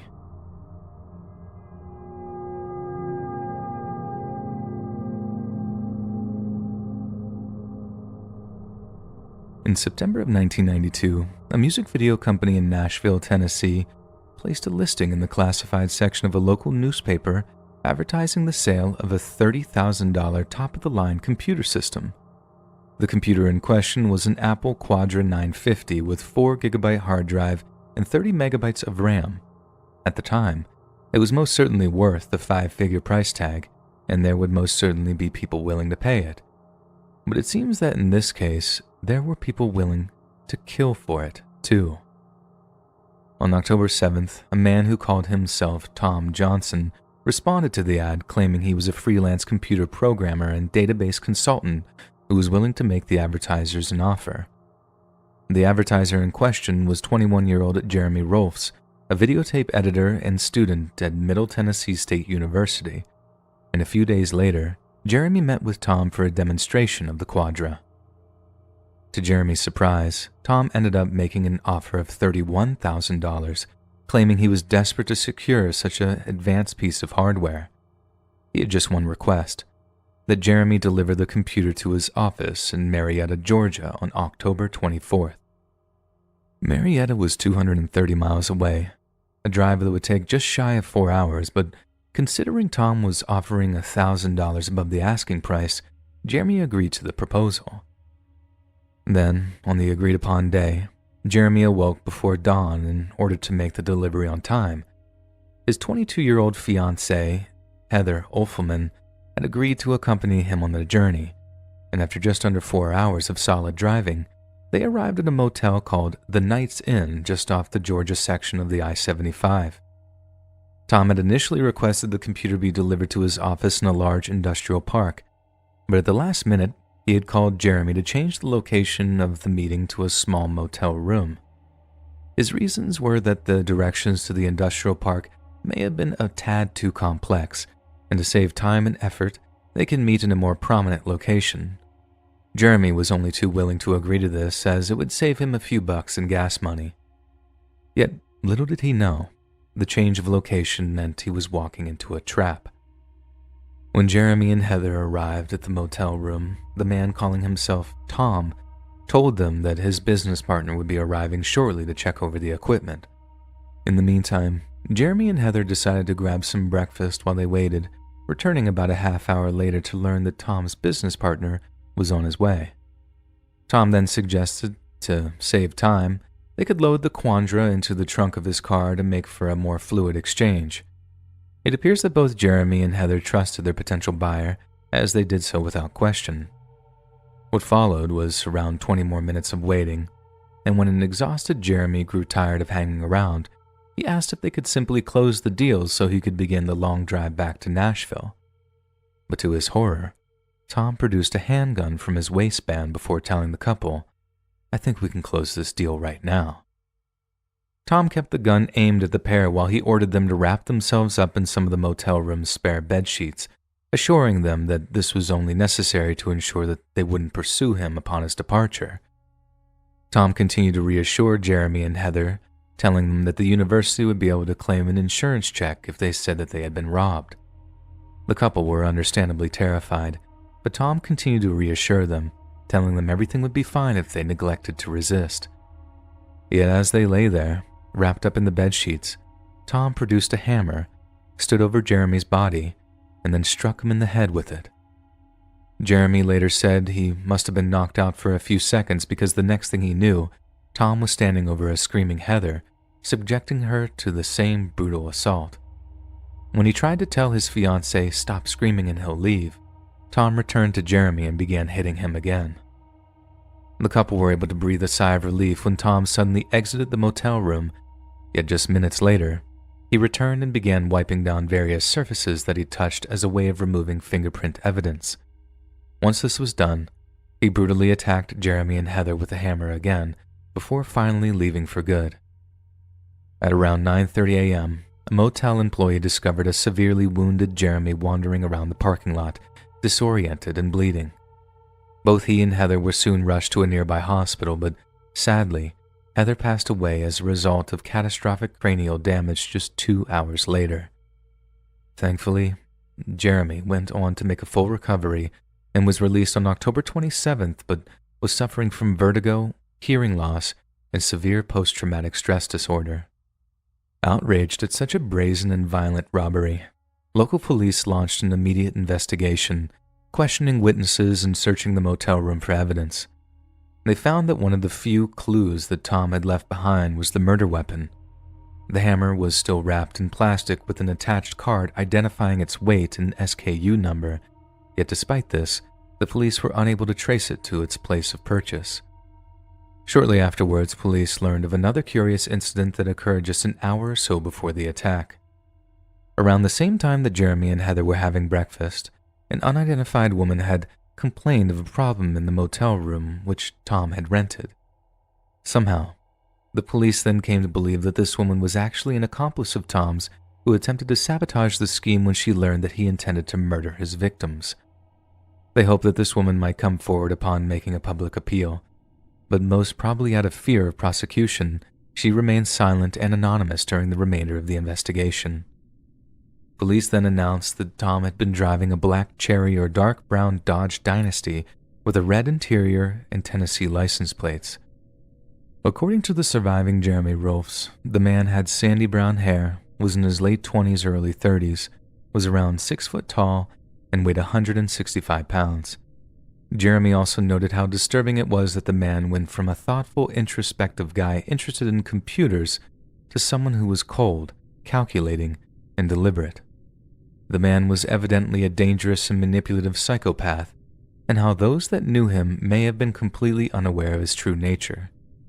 Police also announced that there was a great deal of evidence that Tom had attempted to pull a similarly murderous scam just a week before Heather's murder, but for some unknown reason, he failed to show up for the proposed meeting. 2 years later, police announced they finally had a potential suspect, a 49-year-old owner of a Nashville computer company named Thomas E. Steeples. Investigators noted that Steeples shared a striking resemblance to the composite sketch of Tom based on Jeremy Rolf's description. Steeples was already in prison after being convicted of a chillingly similar double murder which had also taken place in a rented motel room. In April of 1994, Steeples had lured another young couple by the names of Rob and Kelly Phillips, only this time, it was under the pretense of offering them a record deal. When they arrived, he ordered them to wrap themselves in bed sheets, then beat them to death with a hammer. Steeples was also convicted of the 1993 murder of one of his business partners, a Nashville bar owner named Ronald Bingham. He was also suspected of several attacks on young women, with his own wife testifying that he had tried to assault a woman in their backyard after luring her onto his property. Yet unfortunately, just as the authorities were preparing to prosecute the imprisoned Steeples, he died of a heroin overdose in his cell. Some believe it was a deliberate attempt at taking his own life, as Steeples didn't appear to have developed any kind of drug habit whilst in prison. What's more, the amount of opiates in his system post-mortem was enough to send even the most hardened addict into cardiac arrest. And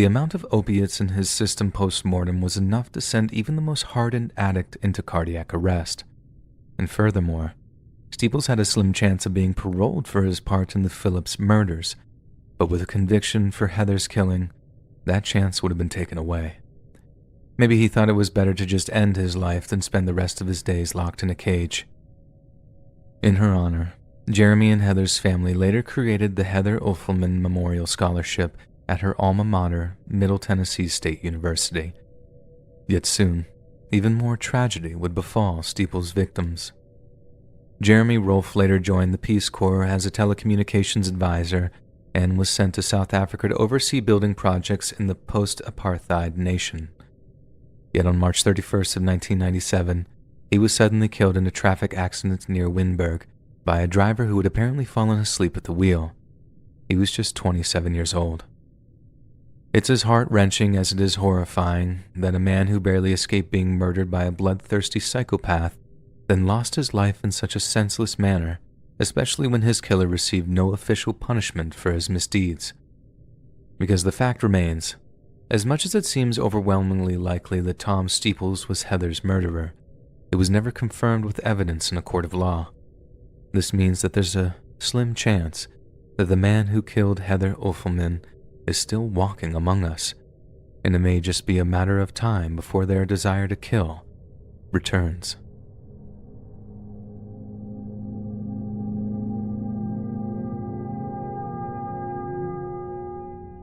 In the early 1980s, the city of Chicago was plagued by a nightmarish series of horrific serial murders. After being chosen at random, the victims were kidnapped, mutilated, often murdered, then dumped in various locations around the city. Only one solid motive was established following the apprehension of the perpetrators: satanic worship. What you're about to hear is extremely disturbing and is most certainly not for the faint of heart. This is the story of the Ripper Crew. On May 23rd of 1981, 28-year-old Linda Sutton was declared missing by deeply concerned relatives. Just 10 days later, her mutilated corpse was found in a field in the Chicago suburb of Villa Park. Whoever had killed her had taken the time to slice off her left breast as a trophy of their grisly endeavor. The following year, during the early morning of May 15th of 1982, Lorraine Borofsky was opening up her realtor's office when she was snatched right off the street. 5 months later, her body was found lying on top of a grave in a Clarendon Hills cemetery, also with the left breast removed. 2 weeks later, a woman by the name of Shui Mack was abducted from Hanover Park, and when her body was found 4 months later, police were forced to accept that they had a serial killer on their hands when they found that the same gruesome amputation had been performed. Just a few weeks later, the killer struck again, dragging a young woman named Angel York into his van before he handcuffed her. Miraculously, Angel wasn't murdered, but suffered horrific injuries when the killer slashed at her left breast with a knife before tossing her out of the moving van. Angel was in the hospital when she was interviewed by the Chicago police detectives who were assigned to the murders, and it was then that she told them something truly chilling. The killer wasn't just some lone maniac targeting vulnerable females. He was being assisted by up to 3 additional accomplices. Angel was able to provide detailed descriptions of each of the suspects, but while detectives were scouring the profiles of known criminals, they were able to kill again. On August 28th of 1982, the body of Sandra Delaware was discovered on the bank of the Chicago River. She had been strangled and stabbed to death, and just like the other victims, her left breast was amputated. This was followed by the discovery of 31-year-old Rose Davis's body on September 8th. She had suffered identical injuries to the other victims, with the same signature amputation having been performed. There wasn't a break in the investigation until December 6th of 1982, when a woman named Beverly Washington was found lying unconscious by a railroad track. She had multiple stab wounds and her left breast had been cut off, but somehow she was still alive. Once she regained consciousness, she was able to give highly detailed descriptions not just of the suspects, but also of the vehicle they were using to abduct their victims. The van was traced to a man named David Gecht, who was promptly arrested on suspicion of murder. Police believed they'd be able to collate sufficient evidence to convict him during his initial period of detention. Yet to their frustration, they fell short and were forced to release Gecht after just a few days. Following his release, detectives worked night and day in order to compile more evidence, and Gecht's undoing finally came in the form of a motel receipt. Police were able to track down the motel's owner, who gave a lengthy testimony detailing Geck's stay at his establishment. He had rented 3 adjoining rooms with 2 friends of his, holding a loud, raucous party late into the night. But that wasn't all. The detectives were deeply unsettled to hear that the motel owner believed Geck to be involved in some type of cult. After hearing that Geck was the main suspect in a murder case, the motel owner happily provided police with the names of his friends, those being Edward Spreitzer and 2 brothers named Andrew and Thomas Kokorellis.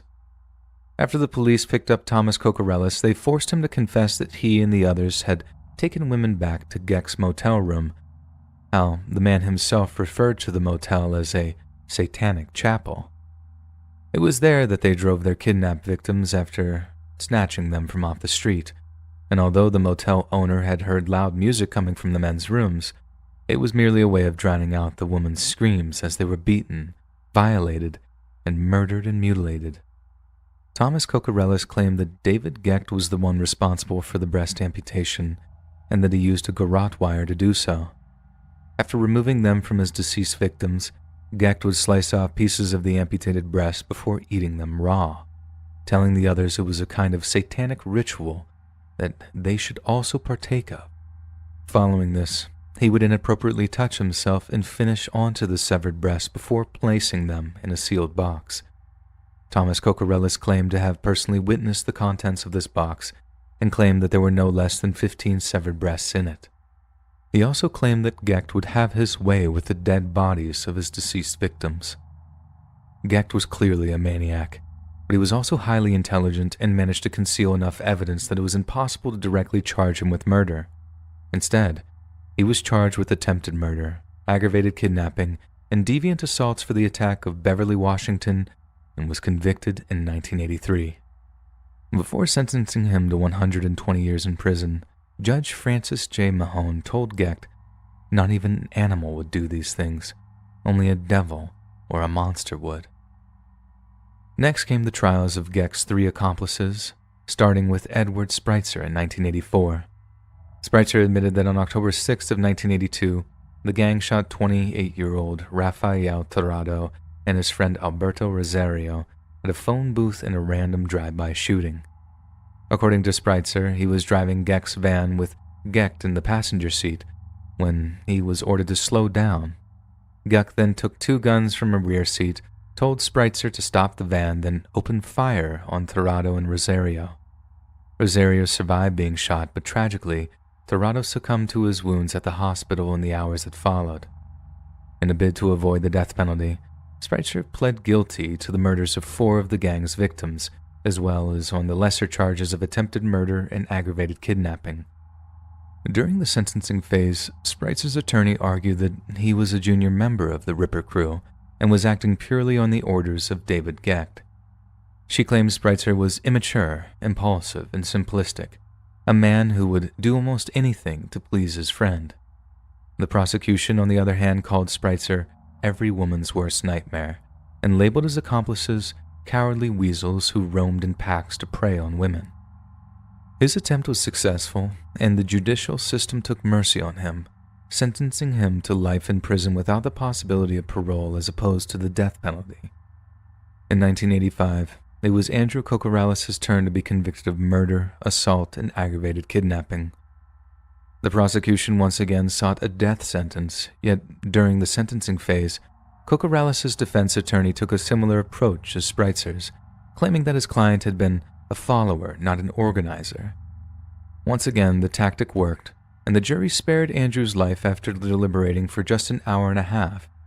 Instead of receiving the death penalty, he too was sentenced to life in prison without parole. However, 2 years later, Andrew was tried for the death of Lorraine Borofsky, and the details of her kidnapping, violation, and murder were too much for the court to hear.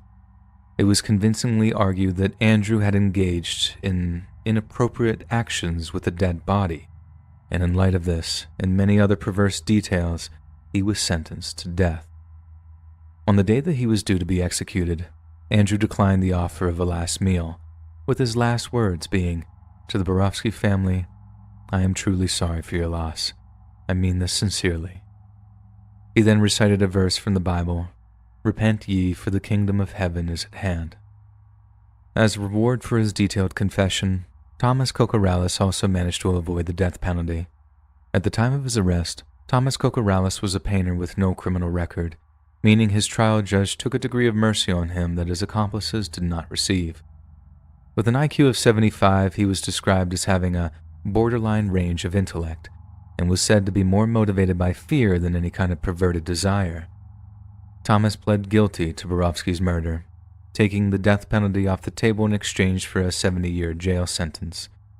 But following good behavior and a successful parole, he was released from prison on March 29, 2019. As of June 30, 2019, Thomas resides in Aurora, Illinois. And in an interview with a local news station, Thomas begged the public to change the perception of him, stating, "Everybody thinks I'm a monster, but I'm not a monster." Despite his pleas, it's both perfectly reasonable and understandable to view Thomas Kokorales as a profane and predatory monster. After all, he was a willing participant in some of the most heinous and horrific murders the city of Chicago has ever known. Thomas was well aware that David Gecht was practicing cannibalism and inappropriate actions with dead bodies, all in the name of Satan, and he didn't do a thing to stop it. His moral grandstanding means nothing when he allowed dozens of innocent women to be subjected to some of the most despicable treatment imaginable. The legacy of the Ripper crew is the stuff of nightmares, something that none of us are sure to forget in a hurry, but unlike similar cases, there is no comfort to be taken in knowing that the perpetrators are all behind bars or 6 feet under.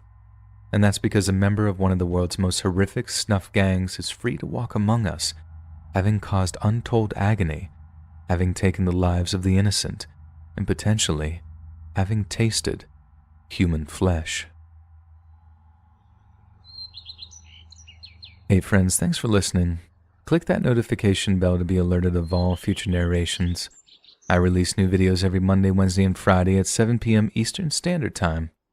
If you got a story, be sure to submit them to my subreddit r/Let'sReadOfficial, and maybe even hear your story featured on the next video.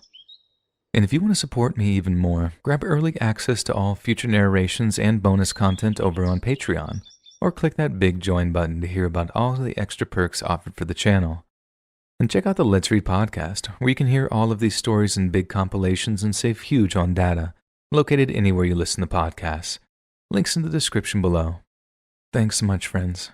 And remember to eat your weenie hot dogs.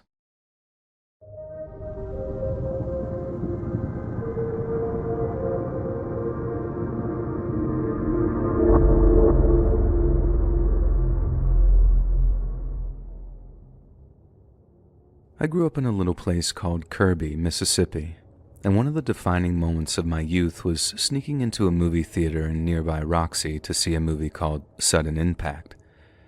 It's one of the Dirty Harry sequels with Clint Eastwood playing the same character who, in the first movie, gives a criminal the whole "do you feel lucky" speech.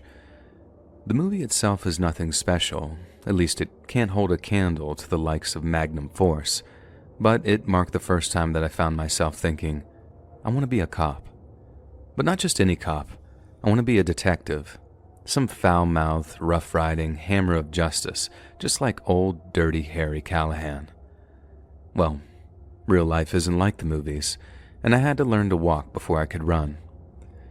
But after working hard in school and putting in my time as a uniformed officer, I submitted an application to the Mississippi Bureau of Investigation.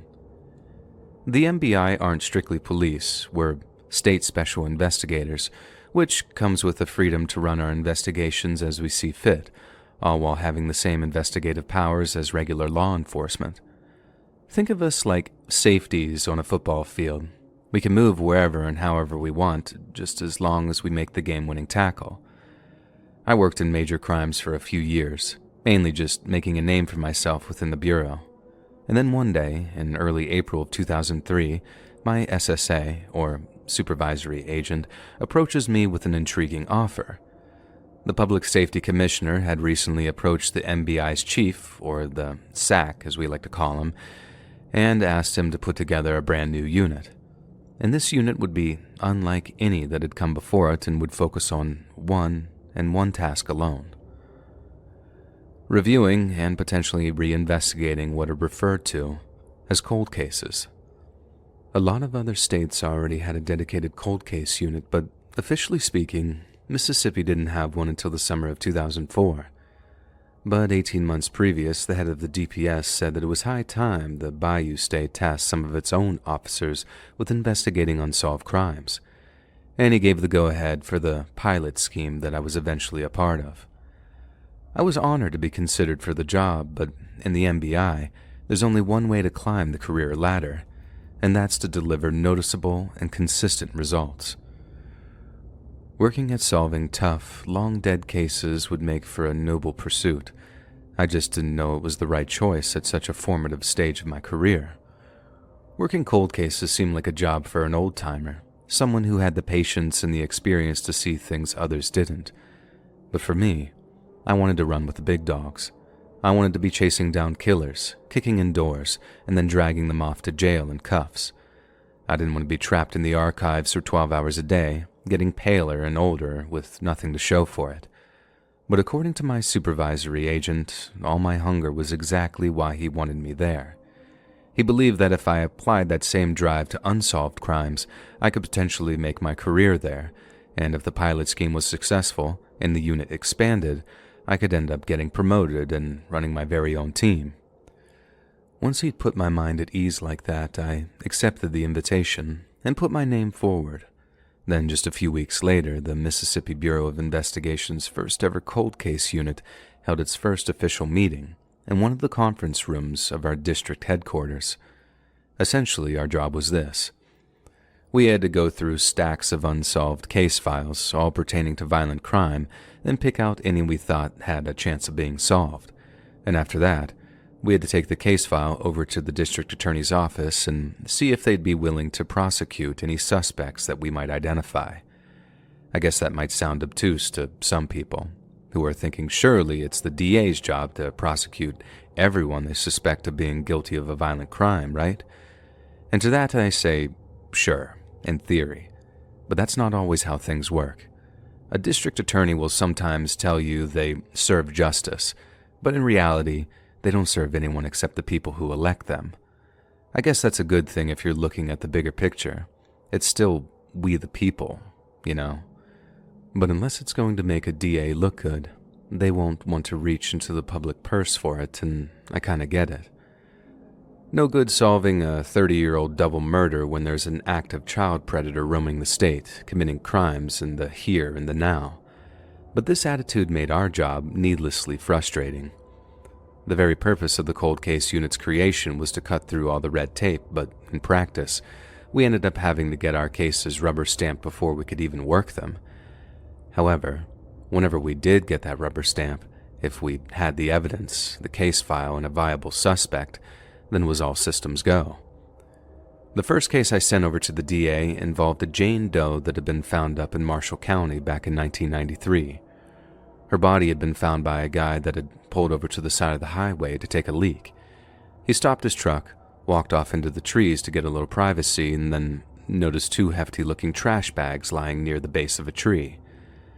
The guy said that he figured some asshole was dumping trash and planning on tossing the bags into the back of his truck so he could dispose of them once he got back into town.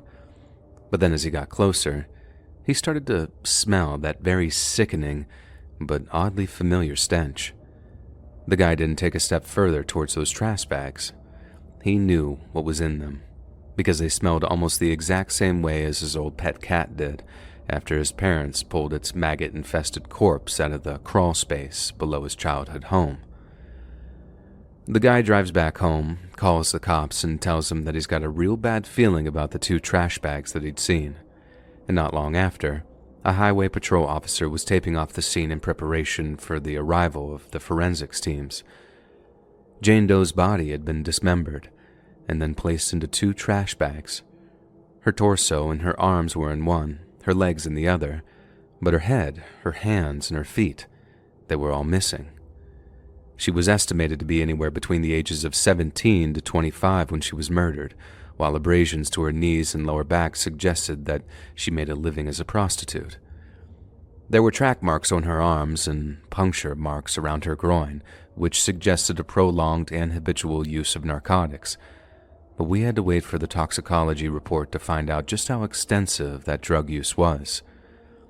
At the time of her death, Jane Doe had high levels of oxycodone and Demerol in her system, but also tested positive for cocaine, methamphetamine, and shockingly high amounts of synthetic psychedelic known as 2CB.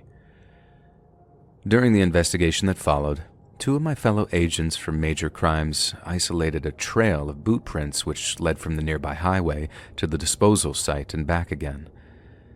They didn't belong to the truck driver that had found the trash bags, and they didn't belong to any of the MHP officers that had been the first to arrive at the scene. The boot prints from those size 12 Red Wings constituted one of the only pieces of workable evidence Major Crimes had to work with, but at the time, it was seen as a very important one. Red Wings were the favored footwear of serial killer George Jones, who was already doing life for the murder of 3 hookers throughout the 80s and early 90s. Then, with Jane Doe's body being found in 1993, the case's original investigators believed that she was one of Jones's victims, and had tried their best to pin it on him at his trial and back in 1998, I think. But after reviewing those case files, I noticed that there were 2 major inconsistencies between the murders in 1992 and 94, and my Jane Doe from the year between. First off, one of the pieces of evidence used to convict George Jones was his truck's tachometer. To put it into layman's terms, these measure how hard an engine is working, and Jones was used to prove that he'd lied regarding diversions from his assigned trucking route. But when it came to the Jane Doe murder, Jones's tachometer matched the route that he claimed to have been driving, one which took him far from Marshall County during the period of Jane Doe's body being believed to have been dumped. There was always the possibility that Jones had swapped his tachometer with someone else's in an attempt to cover his tracks, but if that was the case, why did he get smart for just one of the murders instead of all 4? The second inconsistency involved the method of disposal.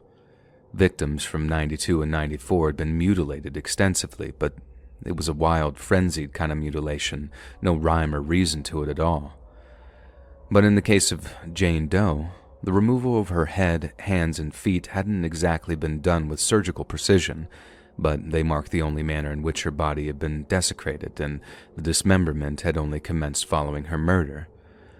Jones, on the other hand, liked to start cutting his victims up while they were still alive, and unlike Jane Doe, his victims still had their fingers, toes, and teeth.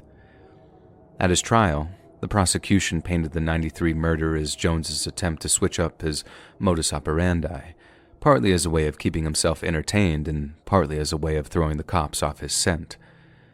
But his defense pointed to the tachometer evidence and made such a strong argument for his innocence that the jury only found Jones guilty on 3 counts of first-degree murder and not the original 4. At that point, the DA was just happy to have gotten a conviction, and although Jane Doe's case was tossed in with the cold ones, it was believed that someone, at some point, would conclusively link her murder to George Jones, and the case could finally be closed.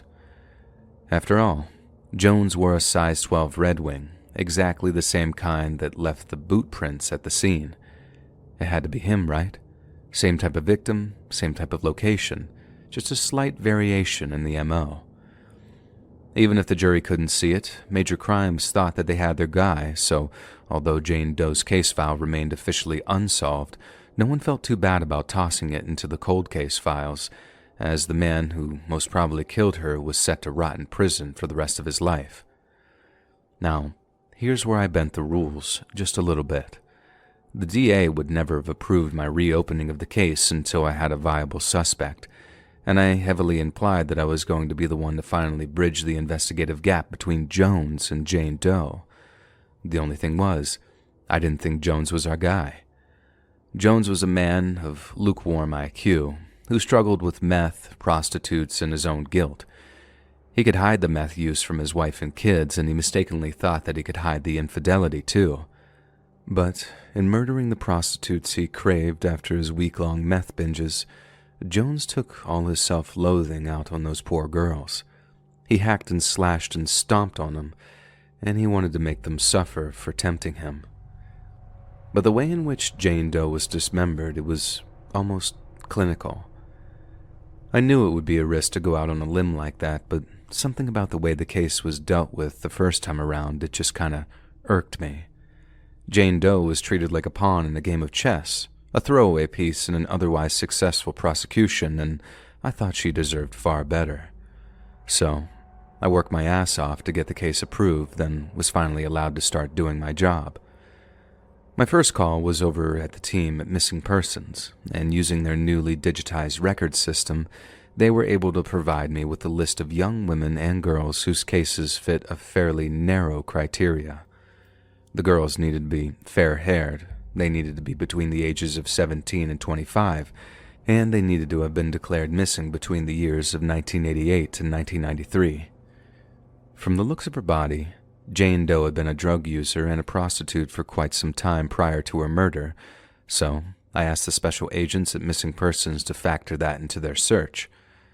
Sadly, prostitutes are rarely reported missing if they do happen to disappear, so all I could do was hope that someone, somewhere, missed Jane Doe enough to have filed a missing persons report. And once I had all my reports, all I had to do was set about contacting as many of the relevant families as possible to ask if their daughters had any distinguishing scars, tattoos, or birthmarks. I could then cross-reference these answers with autopsy photos that I had at my disposal, and hopefully, I'd be able to come up with an ID.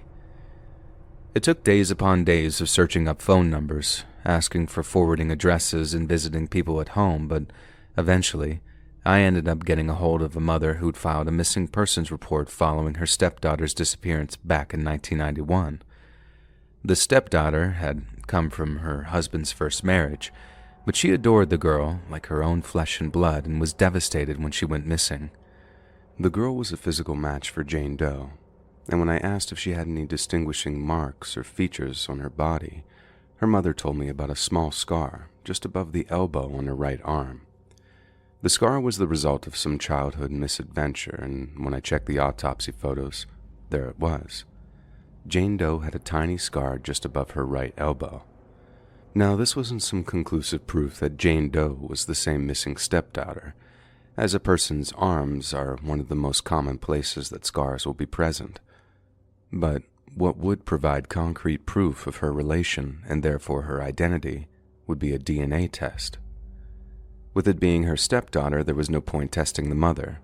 There was no testing the father either, as he'd walked out on the family some years earlier, possibly due to the stress of his daughter's disappearance. However, the girl's father and her stepmother had their own daughter, meaning we could test her DNA in relation to Jane Doe's, and if we got anything back around a 25% match, then that'd be enough for Jane Doe to get her name back. I was very confident that test was going to come back positive. I mean, the chances of two different fair-haired young women having the exact same scar just above their elbow were astronomical. I showed the stepmother a cropping of the autopsy photo too, and she claimed to be 99% sure that the scar above her elbow belonged to her stepdaughter. But then, when the DNA results came back, it read, "No match." There was a 0% match between the two supposed half-sisters, which on the surface meant Jane Doe could not have been the woman's missing stepdaughter. If she was, and as I've already covered, the DNA test would have resulted in a match of around 25%, and needless to say, I was incredibly disappointed. I had such a strong hunch that Jane Doe was the missing stepdaughter, and so at first, those test results were a real hit to my confidence. If I had a picture of the stepdaughter's hand, something that I could use to compare those two scars, that would have been a game changer. But I didn't, and no offense to the stepmother, but I wasn't about to trust her very fallible memory over a black and white DNA test that read plain and simple, no match. I was forced to consider other options, so I carried on working and contacting the families of missing young women in the state of Mississippi. But every so often, I'd come back to the missing stepdaughter, wondering how in the hell such a sure thing had turned out to be a dud. And that's how, after thinking about it for a long time, I began to ask myself some very out-there questions. Namely, what if there was no match between the two half-sisters, because the missing one wasn't actually her father's biological daughter from his first marriage? She was supposed to be from his first marriage, right? And her stepmother was given no reason to doubt what her husband was telling her. But then, what if that was a lie? At that stage, I had no idea why the father might lie about something like that, but there was at least one innocent explanation for it, in that our missing girl might have been adopted at an early age. Perhaps her adopted father didn't want her to know this, so he decided to keep it a secret until a more appropriate time. After all, he and his new partner chose to have a child together pretty quickly, and knowledge of their adoptive background might add strain to an already stressful situation. But then, what if there was some other reason why the father had lied about his first daughter's origins, one that wasn't nearly so wholesome? I asked the woman if she'd ever met her missing husband's first wife, and she said no, that she'd passed not long after giving birth to his daughter, and that her husband had claimed that the memory was so painful that he'd rather not revisit it. That's what prompted me to dig into the father's background a little, just to see if there was any adoption records in his name, but there wasn't a single document with the supposed father's name on it anywhere in the system. I then went back to the stepmother and asked if she'd held on to any of her husband's old documentation, particularly anything with his social security number on it. She said that there wasn't much in the way of documentation, but that she had his social security number written down somewhere. She thought that she might need it during the process of dividing up her deceased husband's estate, but it turned out that she hadn't needed to and was only too happy to pass it along to me. Once I had his social security number, I could run it through state adoption databases, and if it came back with a match of him adopting a girl of Jane Doe's age, then my theory was back on track. But frustratingly, it didn't come back a match. But during the process of investigating the social security number, I discovered something which broke the case wide open. The social security number did not match the name of the missing father, and instead, an entirely different name came back when I ran it through the state's computer system. I knew I was onto something the moment a different name came back, but this name didn't match any in the state's adoption records either. However, the name had a criminal history attached to it, and while it was a very brief one, it was very significant to the investigation. The criminal history included 1 count of indecent exposure and 1 count of attempted kidnap on a minor. According to my timeline, this guy does just 6 of an 11-year sentence for attempted kidnapping and then just disappears. Then, about a year later, a man matching his exact physical description shows up on the other side of the country with a little girl telling everyone it's his biological daughter. I made sure to get a look at some photos of the missing father too, and he was an exact match for the mugshots of our pederast. I spoke to the stepmother extensively regarding the manner in which her stepdaughter disappeared, and she told me it wasn't an overnight thing. Her stepdaughter's relationship with her father had soured dramatically over the final few months before she vanished, so at first, it was believed that she'd simply run away from home. She was recently 18 at the time, and seeing as she was a legal adult, she was free to do as she pleased. Her father claimed that he was attempting to bring her back home, but eventually, contact with her began to wane before ceasing altogether. The stepmother mentioned how difficult it was to get her husband to file a missing persons report. She said that reporting her missing felt like a defeat for him, that acknowledging she was in danger made him feel like he'd failed as a father. It took many months for him to concede, but eventually they filed a report with the Hattiesburg Police Department. The move seemed to crush him, and around 6 months afterwards, he walked out on both his wife and his younger daughter, leaving only a note which read, "I'm sorry." I asked when this was, if she could remember the date of her husband's departure. She told me it was in August of 1993, Friday the 13th to be exact. She remembered it like it was yesterday. And in the seconds after she mentioned the date, I felt a thought hit me right between the eyes, like a diamond-tipped bullet of realization. Jane Doe's body was found on Saturday, August 14th, 1993, the very next day after this woman's husband had mysteriously departed. It was him that had made her disappear, him that had killed her, and him that had dumped her body at the side of the highway. I walked out of that woman's home with a poker face that could have rivaled a $1 million professional.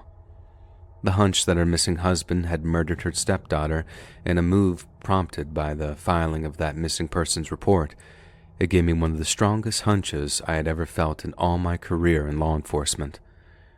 But in the moment, when she told me the date of his sudden departure, I simply could not bring myself to tell her what I honestly thought. She had this whole tragic narrative built up around her family, one that came with a cross that she had to carry wherever she went, and I couldn't bear to add any more of that to the load.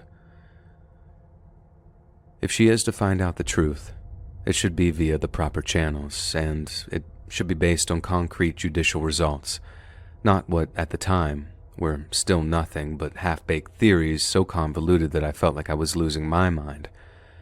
And how do you even begin to tell someone that her husband married her under an assumed identity, that his so-called daughter might have been a kidnap victim, and that not only was he a potential suspect in her disappearance, but also her eventual murderer too?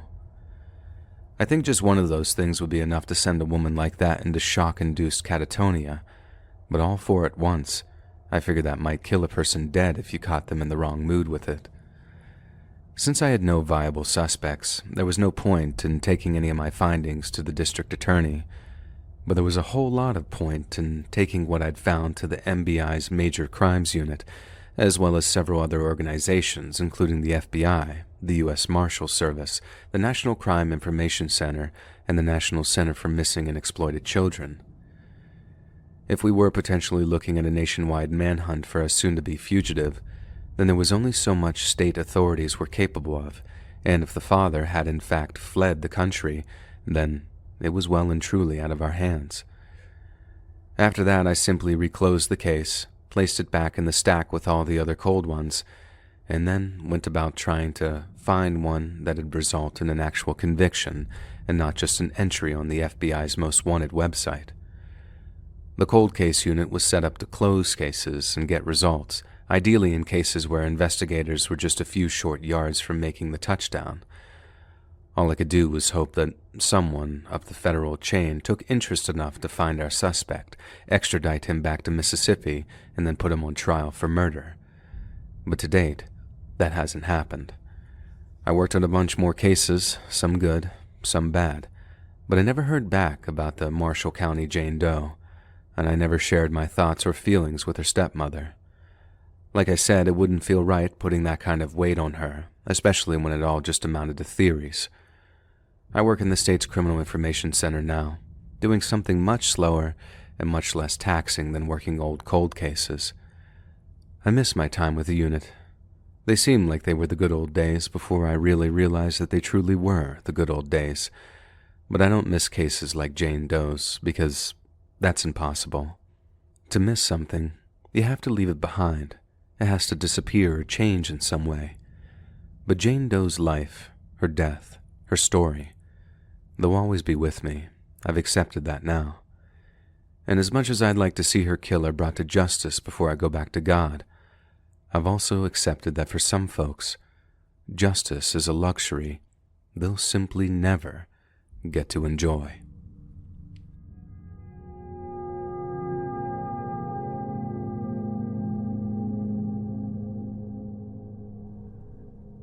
My name is Andrew.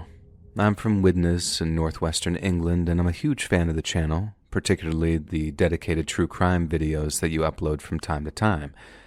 And I'm really interested in the subject of criminality, and although I've never worked within the police service, I've been involved in private security investigation for the last 22 years. You see, here in England, you don't really need any policing experience to become a PI. All you have to do is obtain a license from the Security Industry Authority, attend the relevant training courses, and boom, you're free to start practicing as a fully licensed private investigator.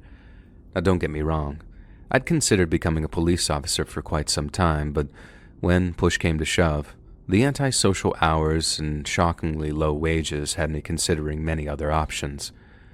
I worked odd jobs for a few years, just kind of mulling over what I'd wanted to do in my life, and in my late 20s, I came up with the idea to get into private investigations.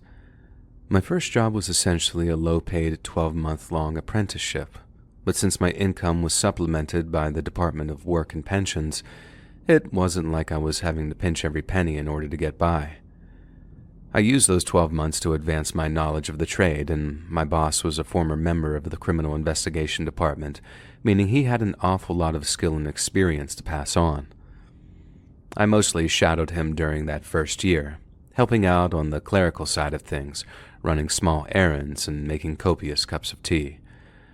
I wasn't massively hands-on at first, but by the end of the 12 months, I was being treated as a capable member of the investigations team, and that led to a formal job offer at the end of the apprenticeship. I wasn't immediately trusted to take cases on of my own. I still operated as part of the team and mostly under the direct guidance of more senior investigators. But as that learning process continued, the trust that was placed on me grew and grew until finally the time came for me to start working cases on my own. In the years that followed, I worked a lot of very depressing and very stress-inducing cases. I also worked my fair share that I described as boring too, but out of all of them, there was only one that ever really frightened me, and I'm talking like properly terrified too, not just a little bit anxious. And that case was this one I'm about to tell you. So one day, the firm I worked for got a call from a woman whose grown-up son had been missing for just under a year. He'd originally disappeared for around 4 months, then his mom had gotten a text message from his phone saying that he was okay, but wanted a new start elsewhere. He said he was sorry for upsetting people, but that it was just something that he had to do, and that he'd be in touch whenever he could. The woman said that she knew her son had gone through a difficult patch, but that she was devastated by the news of his sudden and unexpected departure. It wasn't completely out of character either. He'd run away from home as a teenager to try and live with his biological father, but had come straight home when he saw the reality of how he lived. He'd also run away to sleep on a friend's spare mattress back when he was a younger teenager too, so it wasn't like just absconding was completely out of character for him. The trouble came when his mom tried calling him to talk on the phone. At first, she said that she understood him not wanting to talk because he said the sound of her voice would make him too emotional. But then as time went by, his refusal to talk on the phone got very suspicious. She'd already been in touch with the police by that time, and her son was officially a missing person when he got back in touch. But then the moment she informs the police that she's been in contact with her son, he gets taken off the missing persons register. But the mom jumped the gun. She was so eager to share the good news that she didn't think to do the legwork in terms of confirming it really was her son. And by the time she realized that something dodgy was going on, she had to get back in touch with the police, who by that time seemed to be convinced that it was all a load of family melodrama. She had to call them 6 times just to get them to refile the missing persons report, and even then, they clearly weren't taking her very seriously. It took months for the police to get back to her, and when they did, they said that her son's phone had pinged off some mobile towers in the area and had started doing so a few nights a week around 4 months into his disappearance. His mom was shown on a map where this area was, and she was asked what reason she thought that he had to be in that area, and she had no idea. The police then went looking around this area and found it to be a small junction with a few shops and a pub. Officers asked the patrons of each if they'd seen the bloke, and although people in the kebab and betting shops had no idea who or where he was, some of the patrons of the pub said that they had seen him around the bar a few times in the past. They had no idea when, they just said that he looked familiar and that they'd definitely seen him sitting at the bar, drinking a pint of lager from time to time. This was good news on the surface, but as the police rightly said, the woman's son wouldn't be taken off the missing persons register until someone had physical, face-to-face contact with him. Getting him on the phone would be ideal, but even so, it didn't exclude the possibility of him being in danger somehow. Modern-day slavery is still very much a thing in cities across the UK, and it might not be as plain and obvious as you might expect. So even if her son assured her that he was okay, the police told the mom to keep on texting and trying to call him until her son gave up his location. And in the meantime, officers from their missing persons team would keep looking for him, but more and more time went by and they didn't seem to have any results. In the end, the woman was told that although her son's case would obviously remain open, with his picture and profile on their website, the police would be diverting resources away from the search for her son. They weren't abandoning the case, not by any stretch of the imagination, but the fact was that there were more urgent cases that needed their immediate attention. One of the missing persons team would revisit the case from time to time, but apart from that, there was only so much they could do. And that's where I entered the situation, when my boss assigned me the job of tracking down this woman's son. Since the last place he seemed to have been sighted was the pub the police had mentioned, I thought I'd better start there so I could chat with some of the patrons. I'm not quite sure what I was expecting, to be honest. All I knew was that it was a pub. But let me tell you, there are family pubs, old man pubs, and then there are pubs like the one I had to visit when I was working this case, and they are not the kind of place you'd take your kids for Sunday lunch. I've been to a fair few dodgy pubs in my time, but this one took the biscuit.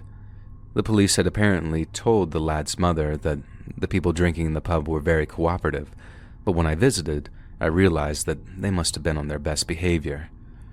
First of all, the second I turned into the little courtyard, this group of 4 lads who were standing outside smoking stopped talking, turned to look at me, and then studied me silently and carefully as I passed them. I gave them a quick, "All right, lads," but they didn't return the greeting. They just kept on eyeing me up intimidatingly as I pulled the pub's door open and walked inside. There was almost a repeat performance as I walked up to the bar.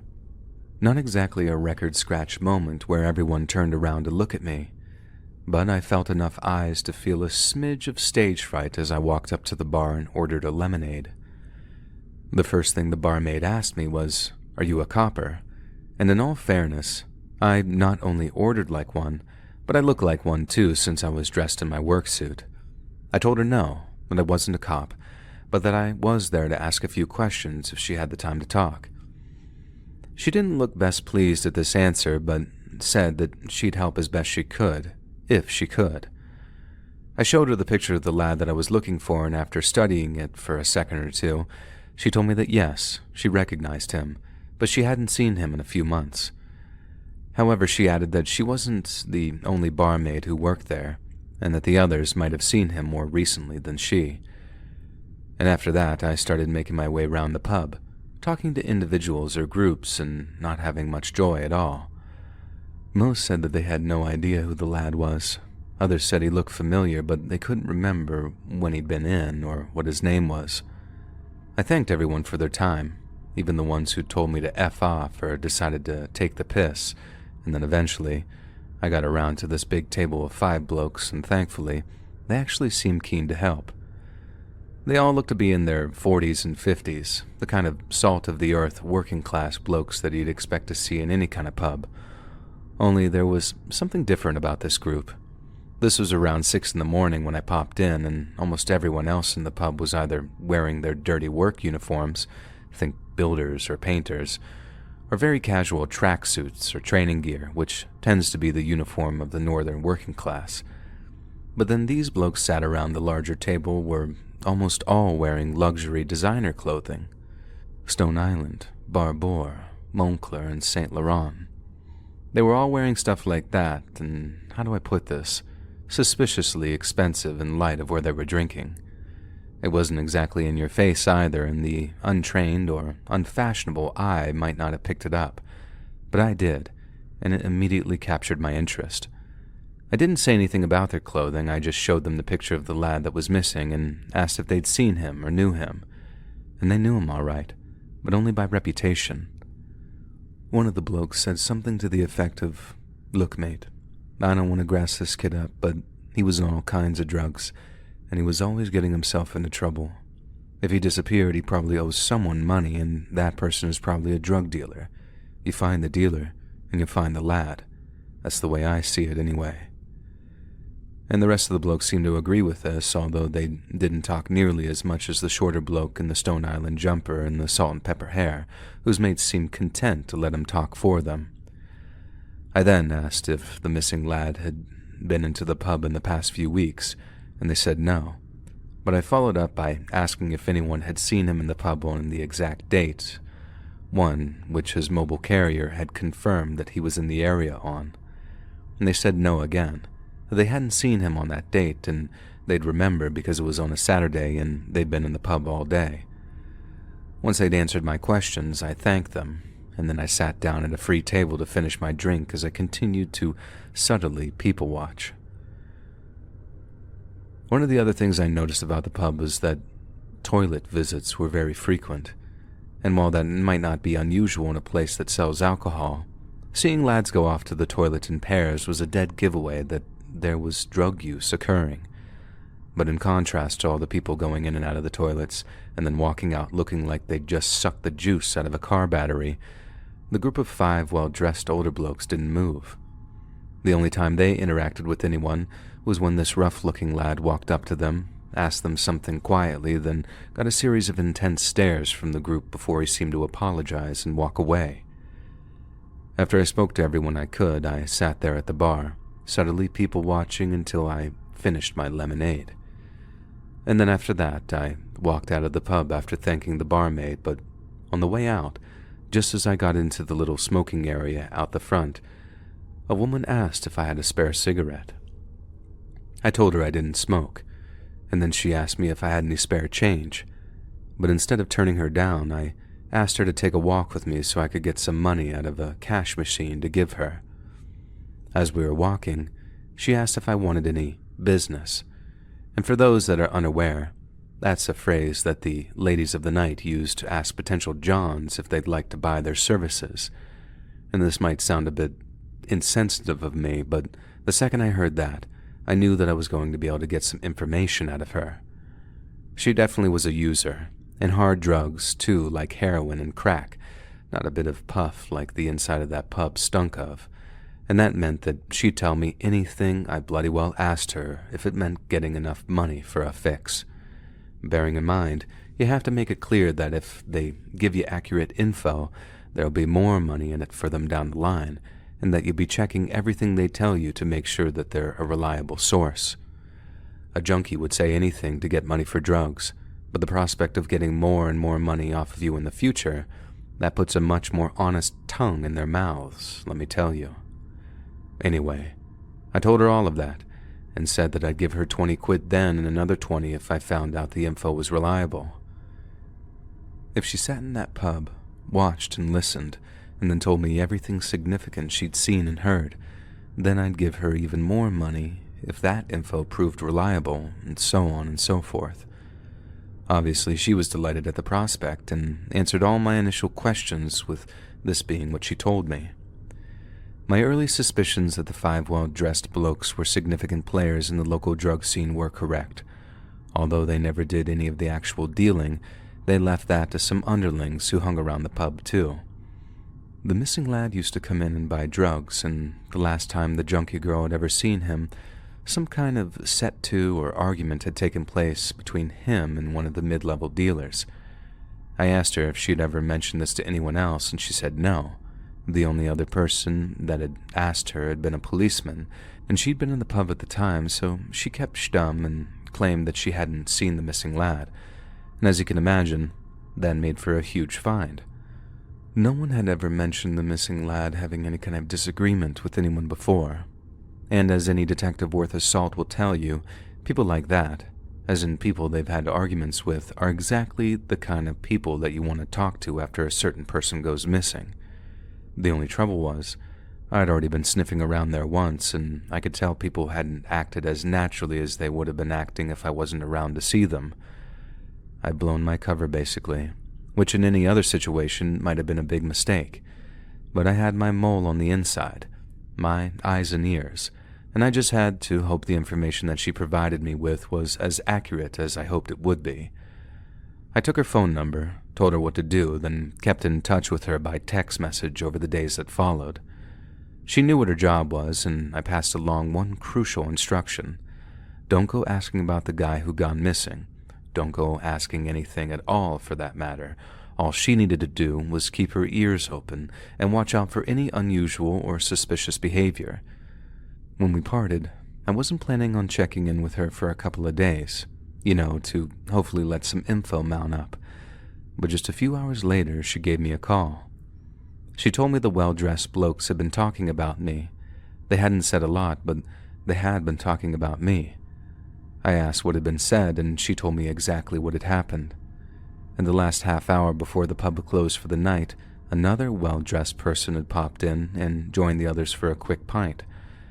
My mole was at the bar, sitting side-on as to not draw suspicion, but she was listening into everything they had to say. When the most recent arrival sat down, there was a brief exchange of greetings, and then one of them says in a low voice, "There's a fella been round asking about you-know-who." And the newest arrival asked, "Stick to the story." Then one of the others just nodded, and that was that, and they changed the subject afterwards. I asked if they said anything else the rest of the night, and my mole said no, so as much as I was grateful for the information, it wasn't much of use to me besides confirming my suspicions that they were somehow involved in the missing lad's disappearance. The girl asked for more money, and I said that I'd give her some, but only in a few days so she had a chance to do some more earwigging, and she agreed, but said that she wanted proper compensation for her time, to which I reluctantly agreed. A few days later, I gave her a call, hoping that she'd have a few more tidbits to give me, but to my deep disappointment, she didn't. She basically told me that she'd been trying her best, had stuck to my rule of not asking questions herself, but she hadn't heard a single thing related to either me or the missing persons case I was investigating. And like I said, I was disappointed, but I told her that if she did manage to hear anything, that she was still welcome to give me a call. But that was not what she wanted to hear. She started to give me this sob story about how she needed money, how she could have been off earning, but had instead been sitting in the pub acting like a spy for me. And she did raise a point. If I wasn't giving her money for drugs, she'd be off earning the money for them elsewhere, so as much as it wasn't very ethical of me to do so, I arranged to meet with her so I could give her some cash. A few hours later, I'm sitting in an Aldi car park, waiting for this girl to turn up, and when she does, she's very happy to see me. I gave her 50 quid, told her to keep up the good work, and then said that I'd call her in a couple of days. At the time, I appreciated the fact that she was brutally honest with me. She could have easily made something up just to get some more money, but she hadn't, and as she was about to get out of my car, I told her as much. I mentioned there'd be a bonus in it for her if she found me anything particularly juicy, and then instead of pushing the car door all the way open and climbing out, she closed it again and turned back towards me. She started to say how there was something that she'd noticed in the past few days, but that it was so small that she didn't think it was worth mentioning. I reminded her not to make anything up, and she swore that she wasn't, so I asked her to continue. She said that the bloke in the Stone Island jumper that had done all the talking, he was shorter than the rest with close-cropped salt and pepper hair, always had about 2 or 3 phones on him, as drug dealers tend to do. But whichever phone he used, there was always top-of-the-line iPhone or Samsung-type things, and he was never shy about using them in public. She said sometimes he'd be talking on one, and then typing messages into the other, bold as brass, but then that previous day, she'd spotted him using an old flip phone, and he'd been usually shy about doing so. Now, obviously, this was crucial information. Someone was acting out of the ordinary, and they were trying to be subtle about it, too. The girl said she wouldn't have noticed if I wasn't literally paying her to watch people on the sly, and that she didn't think a new phone was worth mentioning until she saw the way the guy acted while using it. I reminded her that this was exactly the kind of information I wanted to know, and then gave her a few extra quid on top of that after she assured me what she was saying was the truth. And on the drive home, I slowly began to piece things together. I realized there was a very good chance that the old flip phone belonged to my missing person, and the dealer had been trying to use it to fool the mum into thinking that her son was alive and well. If I was a police officer, I could get a warrant, walk into the pub, and search him on the spot. But there was absolutely no way of me being able to do that as a PI, so instead I had to think outside the box. First thing I did was get in touch with the missing lad's mum, and then ask if her son had been in touch with her in the last couple of days. She said that she hadn't heard from him in weeks, and he still refused to answer any phone calls. But from where I was standing, The dealer could have been using the missing lad's low-tech phone to assure other people, for example friends and other family members, that he didn't need to be looked for. Basically, I still thought that I was on to something, so I stopped shaving for a week, dug out some much more casual clothes, then decided to start visiting the pub every now and then to watch the well-dressed suspected dealers at their table of 5. I've had the missing lad's number since way back when I first took the case, and I tried calling it a few times myself, but one of 3 things tended to happen. Either the phone didn't ring at all, it rang all the way to the answering machine, or someone actively declined it. But this gave me an idea. Every so often I'd stop by the pub sporting my civilian clothes, baseball cap, and my scruffy facial hair, sit inconspicuously in a corner and keep my eye on the table of 5. I only ever did this during peak hours, so as not to draw too much attention to myself, but every time I did, I'd take out my phone, bring up the missing lad's number, and call it while covertly watching the table of dealers. I must have done this 5 or 6 times, with each call going straight to voicemail. But then one night, the phone actually started to ring. I didn't have my phone right up by my ear, I had it out of sight, but I could see it still saying dialing instead of connecting and going to voicemail, so I looked over at the table of dealers. Lo and behold, the little fellow with salt and pepper hair reaches into his pocket, looks at something tucked away in there out of sight, and when I looked back at my mobile, the call had gone to voicemail. The screen had gone from dialing to the little clock that counts how long a phone call had been, so I hung up the call and then tried again. And once again, the smaller fella reaches into his jacket, but that time, he takes something out of his pocket instead of just looking at it, and then just like I was, he holds the phone just under the table out of sight, and then puts it back into his pocket again. Not only had my second call been declined, but the third didn't connect at all. He turned off the missing lad's phone right there in front of me. A minute later, I was sat in my car trying desperately to get in touch with the detective in charge of the police investigation. I had her work mobile and I knew that she worked weekends, but this was 8:30 in the evening on a Saturday, so all I got was her voicemail too. I left her a message saying I had something very important to talk to her about, and that I'd get in contact with her again on Monday morning just so I'd be sure to catch her. She called me back the following afternoon, and when she did, I told her everything that I'd seen in the pub.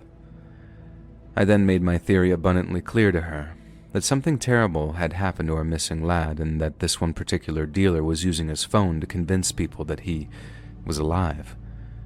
The reports of him being seen in the pub following his disappearance were false, and had been issued by those responsible for his disappearance, and in all probability, this poor lad's murder.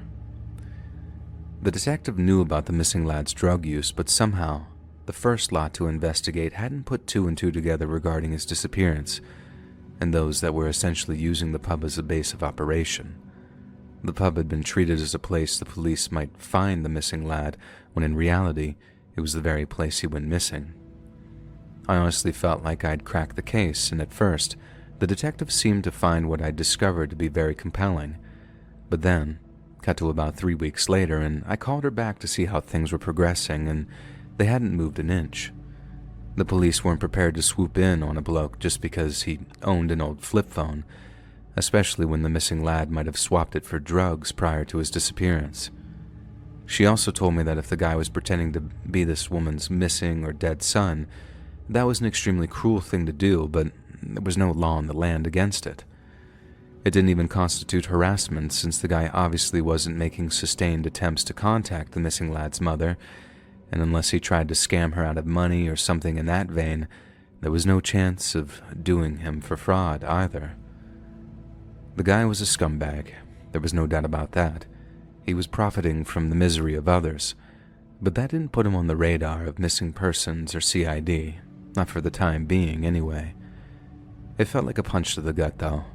All that work, dismissed like it was some harebrained theory that I just pulled out of my arse. The people involved in this lad's disappearance, whether it was murder, false imprisonment, or just threatening him into vanishing, they were sat right there in that scabby little pub, day after day, and it was a complete injustice. In an ideal world, The police could just turn their homes upside down, find the phone and any other evidence linking them to the lad's disappearance, and then throw the bloody book at them. But sadly, that's not the world we live in. Instead, we live in the world where I had to give a terrified mother my honest assessment, and it was one that left her completely bereft. I didn't tell her that I thought her son was dead, just that I was confident something bad had happened to him and that the well-dressed men in the pub were somehow responsible. She thanked me through tears. Then our time working at her behest came to a close. Of all the cases I've worked, that's the one that stuck with me the most, and I'd like to think it's obvious as to why that is. I was so close, so bloody close to finding out what happened to that guy, and the fact that we just had to stop where we did and walk away hoping the police would do something, it made me so frustrated that, at the time, I wanted to rip my hair out. It still makes me angry to think about, even all these years later, and I hope that maybe, just maybe, I'll read about it in the paper or hear about it in the news. I know I won't get any credit if the police finally do solve that case, but I'm not asking for any. I just hope that one day, that missing lad's mother gets the answers that she so richly deserves.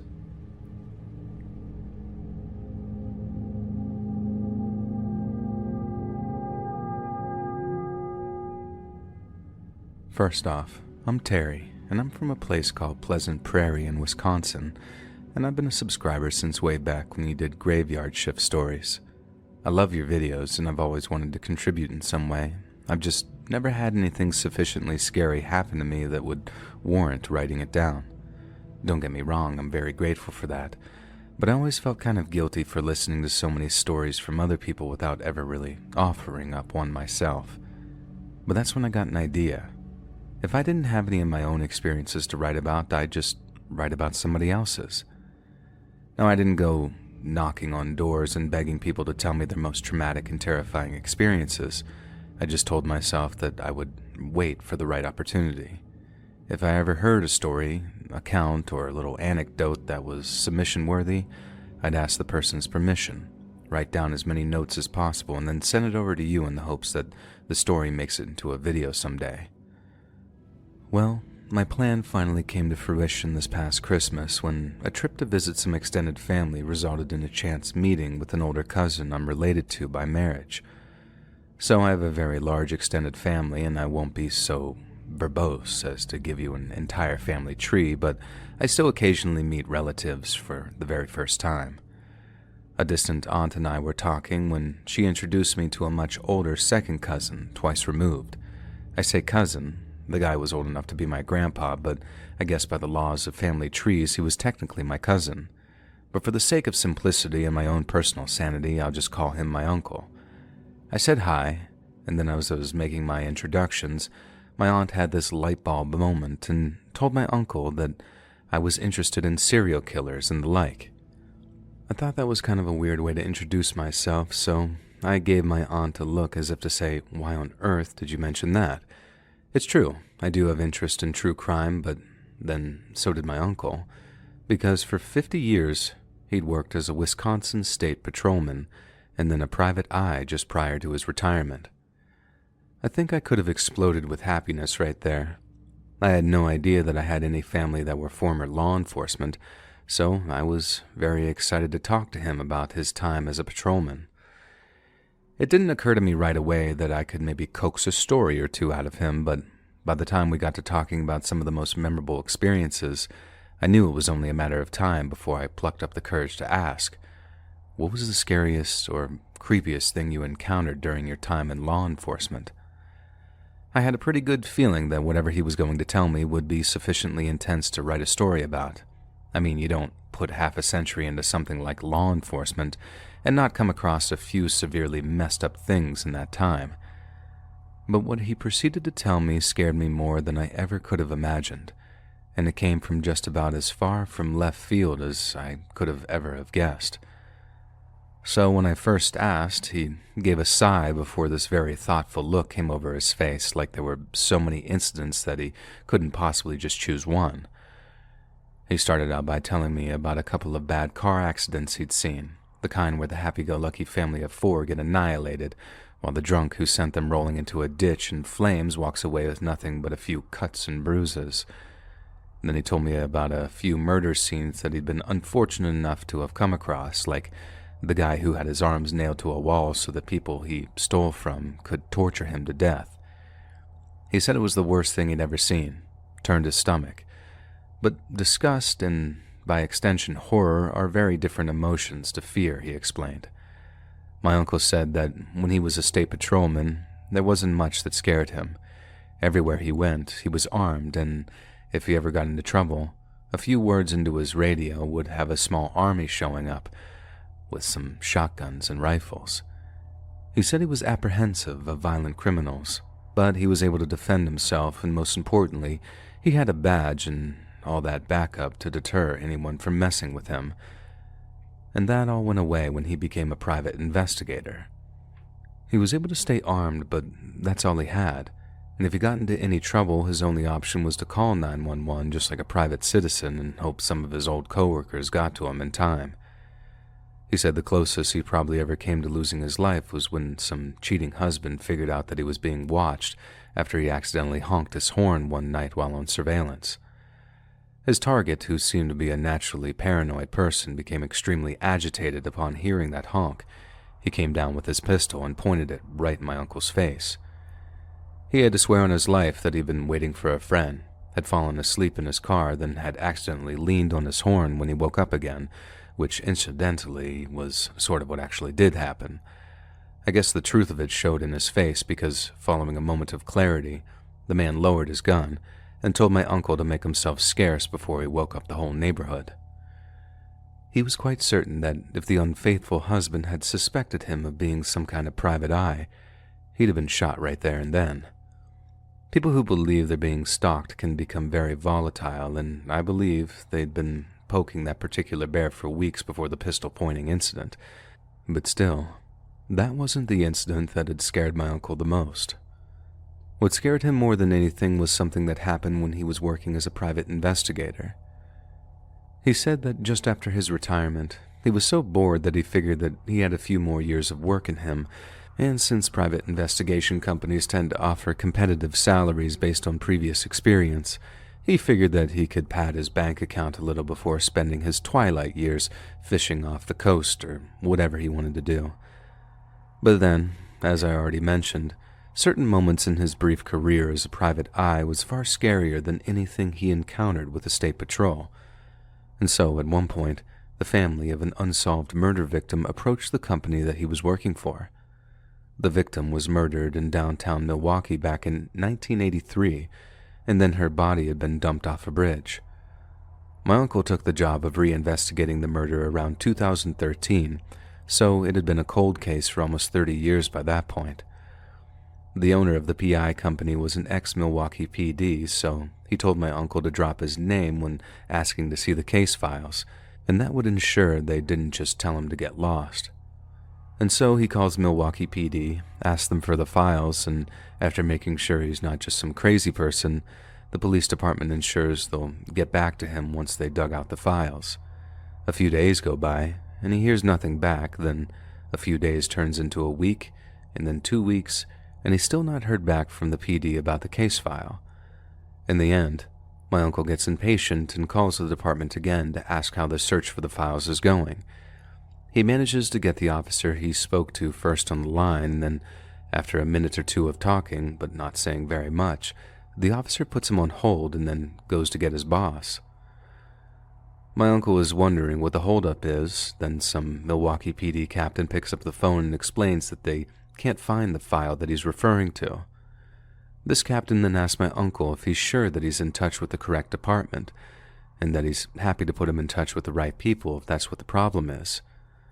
My uncle then checks some of his notes and then replies that there's been no mistake, and that the files should most definitely have been with the PD and not some smaller sheriff's department in the surrounding counties.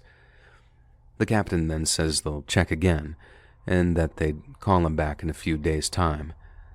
But again, they seem to totally forget about finding the file, and my uncle is forced to call for a third time over this one little case file that it should have been really easy to find. And anyway, that third time, he gets told something pretty shocking. The department had misplaced this unsolved murder case file, meaning my uncle had no choice but to wait until they were found before he could see the case file in this one particular murder. He had to go back to his boss, tell him the cops had lost their case file, and his boss relays this to the family in turn. Without their daughter's case file, the company would have to start their own brand new investigation based on a murder that happened 30+ years ago, which, if it isn't obvious, could be either totally impossible or would cost the family tens of thousands of dollars in investigation fees. As you can imagine, the family were not happy that the cops had lost their kid's case file, and my uncle said that he was pretty sure they started legal proceedings against the department, being a case of find your kid's case file or we'll sue the pants off of you. My uncle goes to work other cases, then goes into full retirement a few years later. Then, not long after that, he reads a headline in the Green Bay Gazette that went something a little like this: Milwaukee police destroy DNA murder evidence. He told me that when he saw the headline, he thought to himself, there's no way they destroyed evidence, let alone case files. But they had. Sometime in the 90s, someone up the chain of command in the Milwaukee PD got the bright idea to destroy around 50 evidence files because they needed more room for storage. And here's a link to an article I found to save you some time, and I'll pull some of the relevant quotes so you can see what I mean about their excuse being lack of storage. So basically, sometime in the mid-1990s, the Milwaukee PD ran out of space to store evidence files, so they had to schedule a bunch for destruction. But then the only files that should have been marked for destruction were files from solved cases, not unsolved ones. But then somehow a bunch of unsolved murder files got in there and were destroyed on accident. And what's worse, they had no idea which files had been destroyed or how many boxes. Since the scandal broke in mid-2018, everyone responsible for the destruction of the evidence had long since retired, but the Milwaukee PD were in touch with all the families of the affected victims to offer their apologies. But then, this is where things start to get really shady. First off, their excuse for destroying files was that there was no more space, but then a bunch of those cardboard storage boxes cost just a few dollars, so why did they need to destroy files in the first place? The Milwaukee PD didn't even bother to tell anyone that they were doing it either, and when they gave that excuse of them not having enough room, one guy said that he was flabbergasted by it, and that it was something that always bothered him. And it bothered my uncle too, when he first heard about it, I mean. He'd had law enforcement experience, remember? And he knew that every department destroyed old evidence files. Heck, he'd done it a few times himself too, but never without a careful process of selecting and reviewing the files that had been marked prior to their disposal. The idea they might destroy evidence from a cold case when such cases would doubtlessly be reopened and re-examined was a very scary prospect. So the idea that the boys over in Milwaukee acted with such complete incompetence that they didn't even bother to check what they were doing, it was unbelievable, but in the truest sense of the word. I also personally find it extremely suspicious that the Milwaukee PD just didn't seem interested in holding those responsible to account. I understand all of the top brass from the time the files were destroyed would have all been in their 70s or 80s or whatever, but still, the department just shrugged their shoulders like it was an honest mistake. And to be perfectly frank, a whole lot of people, myself included, think there wasn't an honest damn thing about it. They had to pick out those case files individually, and they had to do it by hand. It's not like they accidentally selected delete all or whatever, like there's a danger of doing when dealing with email inboxes and the like. They had to pick out each one, take a look at it, and then toss it in the pile marked to be destroyed. The way my uncle put it, either they had guys working for them that were too dumb to be allowed outside, or a bunch of corrupt police officers deliberately marking unsolved cases for destruction. I don't know if it makes me an eternal optimist or a rotten cynic, but I just don't believe that there are people walking around who are really that dumb. And I really hate to sound like some kind of conspiracy theorist, but I can't help but think that the unsolved murder files selected for destruction had something in common, or at least something about them that someone didn't want people to know about. Think about it. DNA evidence becomes a thing. Then, what do you know? A whole bunch of case files go missing, almost like someone didn't want their evidence being scrutinized by such a new, novel, but reliable technique. I thought it was kind of an odd answer at first. After all, my uncle had seen all kinds of crazy, violent, and horrible tragedies. But after having some time to really mull it over, I think I agree with him. The cops are supposed to protect us, and I think for the vast majority of them, that's exactly what they want to do when they wake up in the morning. But the idea that there are cops out there who aren't just ineffective or incompetent, but are actively covering up for dangerous and violent criminals, that's just about the most terrifying thing I can imagine.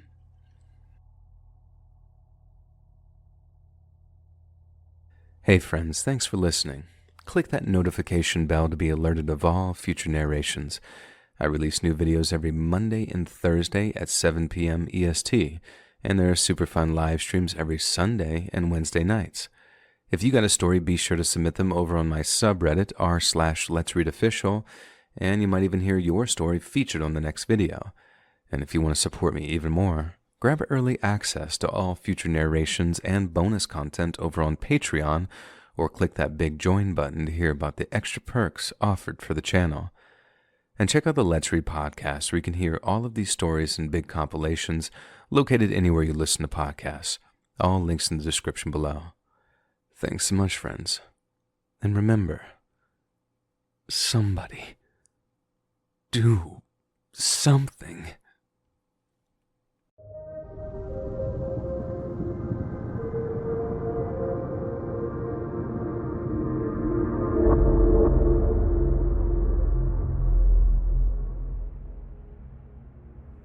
Rory and I were halfway up Cross Couloir, a huge snowshoot on the eastern side of Colorado's Mountain of the Holy Cross, when the snowstorm rolled in almost a whole day early. That's when we knew we were in serious trouble. A few days prior, the TV weather forecast had told a completely different story. It reported a clear weather window well within our Thanksgiving break, which was one of our only opportunities to tick off the Mountain of the Holy Cross from our climbing bucket list. We'd already bagged several of Colorado's mountains that winter, and we'd been eyeing Holy Cross's steep, snow-filled couloir for the previous year. Our plan was to stash some overnight gear at a base camp only a few miles from the start of our climb. From there, we'd go for the snowshoot, and then hike out once it was night. We had planned to start the climb in the afternoon, when the snow was just about soft enough to provide our boots with grip. We arrived at the base of the snowshoot at around noon. About 300 feet up, the snow was way deeper than expected, but the sky was a clear blue. We were on schedule, and the climb didn't seem like it was going to be too taxing. Additionally, we knew we'd have cell service on top of the peak. We didn't expect to need it, but we considered it a safety net. We were right about the cell service, but wrong about the 2-hour climb. The higher we went, the deeper the snow became. Soon it was loose and powdery, all the way to the rock bed beneath. We were moving more slowly than expected, but if the weather held, we'd still make it up before dark. A few hours into the climb, slogging upward within the steep couloir walls, we didn't even notice the dark clouds moving in from the west. The first snows came about halfway through the afternoon. By 5:30 it was pounding down, with the wind drowning out our attempts to communicate. If there ever was a time to quit, that was it. But behind us, the snow was kicked out and slick from our climbing, way too unstable for any kind of descent. So, we went with our only viable option, pushing on towards the summit and descending the much easier north ridge as quickly as we could manage. We tried to focus on keeping calm and pushing onward as darkness fell around us. The blizzard flashed through our headlamp beams and pelted our faces with ice. When I looked down at Rory, the terrified look in his eyes perfectly matched how I felt. By the time we finally reached the summit, around 7 that evening, we figured the worst was over. We called our parents and told them that everything was fine and that we were going to commence the hike down. But when we looked around, we saw only sheer drop-offs and total darkness. There was no way for us to find our descent, which is dangerously easy to miss, even in daylight. Plus, the wind up top was blowing something fierce, making it equally hazardous to approach any steep drops. With no choice but to hunker down, we settled under an overhanging lip of rock below the summit to wait out the storm. We had what we were wearing: goose-down jackets, insulated pants, hats, and gloves, plus a little food and water. We prayed that it would be enough for us to survive. But despite our pleas to the Almighty, conditions soon worsened. Strong winds tore through our improvised shelter, and our feet grew agonizingly cold. We took off our boots and socks and put our feet in each other's armpits, massaging our toes to keep the feeling in them. I couldn't get my mind off of thinking about how my parents would react to the news that we'd died up there that night. That's when the severity of our situation started to really dawn on me. We'd been feeling pretty cocky up until this point, but now I was truly frightened. Temperatures dropped to -20 degrees Fahrenheit with the wind chill that night. I stopped shivering, a sign of hypothermia, but Rory and I stayed positive, and I'm convinced that was the only thing that got us through the night. I must have drifted off because the next thing I remember was the sun's warmth washing over us. Thankfully, the storm had passed, but the descent was still hard to find. We saw several ridges, and at the bottom of one we spotted what looked like East Cross Creek, which we'd walked along 2 days before. We rappelled toward it, thinking we were home free, but when we reached the creek we realized that we accidentally had gone down the south ridge, the opposite direction of the trailhead, and the one thing we didn't want to do since at that point we'd lost all of our cell service. On the summit the night before we were worried about surviving. Now we were just annoyed with ourselves, low on food and incredibly tired. Still, we were confident we were finding our way out. Below the tree line we managed to pick up a trail that took us to a spot we thought we'd recognize as the east side of the mountain. We weren't ready to admit that our delirious minds may have been playing tricks on us. We followed faint trails through the forest, turning here and there as the compass dictated, but we always ended up back where we started. We later found out locals call the area the Bermuda Triangle of the Rockies. Iron deposits in the rock can throw off magnetic instruments, and our compass was taking us in circles. We knew we should have stayed put to wait for rescue, but we couldn't. With water-soaked boots, it was either move or lose appendages to frostbite. Our optimism was running dry. I start to feel a frog in my throat, but in those moments, you have to either crack a joke or cry. So we messed around, talked about girls, sang old Zeppelin songs, and laughed about whatever we could, any distraction to keep us going. As the sun went down on our second unplanned night out, we gathered tinder and took out our lighters. But to our absolute horror, they remained waterlogged with snowmelt. Despite our efforts to dry them, neither of us could get anything so much as a spark out of either of them. By this point, Rory was too weak to continue, so I piled pine branches on the snow for us to spoon on top of. We managed to laugh at a few cuddle jokes, but we were starting to realize that our families didn't even know if we were alive. That made it tough to keep things light. Soon we both stopped shivering, and neither of us could feel our feet. He turned to me. "Dude, we could die out here," he said. "I'm okay with it because I'm still glad not to be on the couch playing video games, but this is much earlier than I thought it would be. I'm not ready." We laid in silence. Rory fell asleep with his head on his right hand, a position that would cut off circulation just enough to give him frostbite on his thumb. Again, temperatures dropped below freezing, and again we woke up in the morning, somehow still alive. We hadn't been hiking long when we saw a helicopter. It was distant, but for us, it took up the whole sky.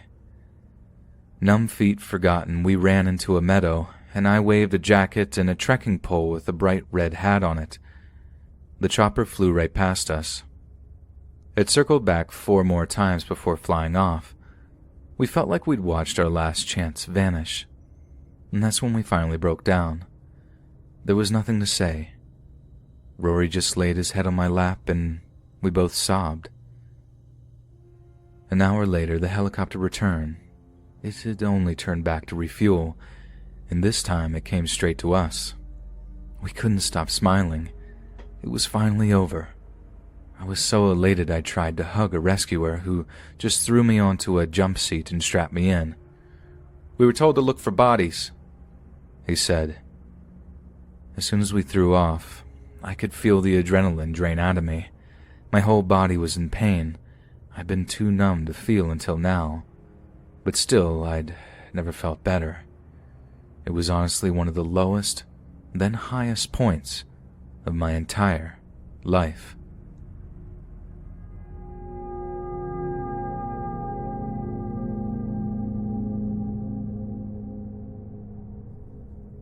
My name is Michael McGaskill, and I grew up in the very far north of Scotland in a place called Inverness. You may not have heard of my home city, but I'm willing to bet you've heard of the Scottish Highlands and its central tourist attraction, Loch Ness.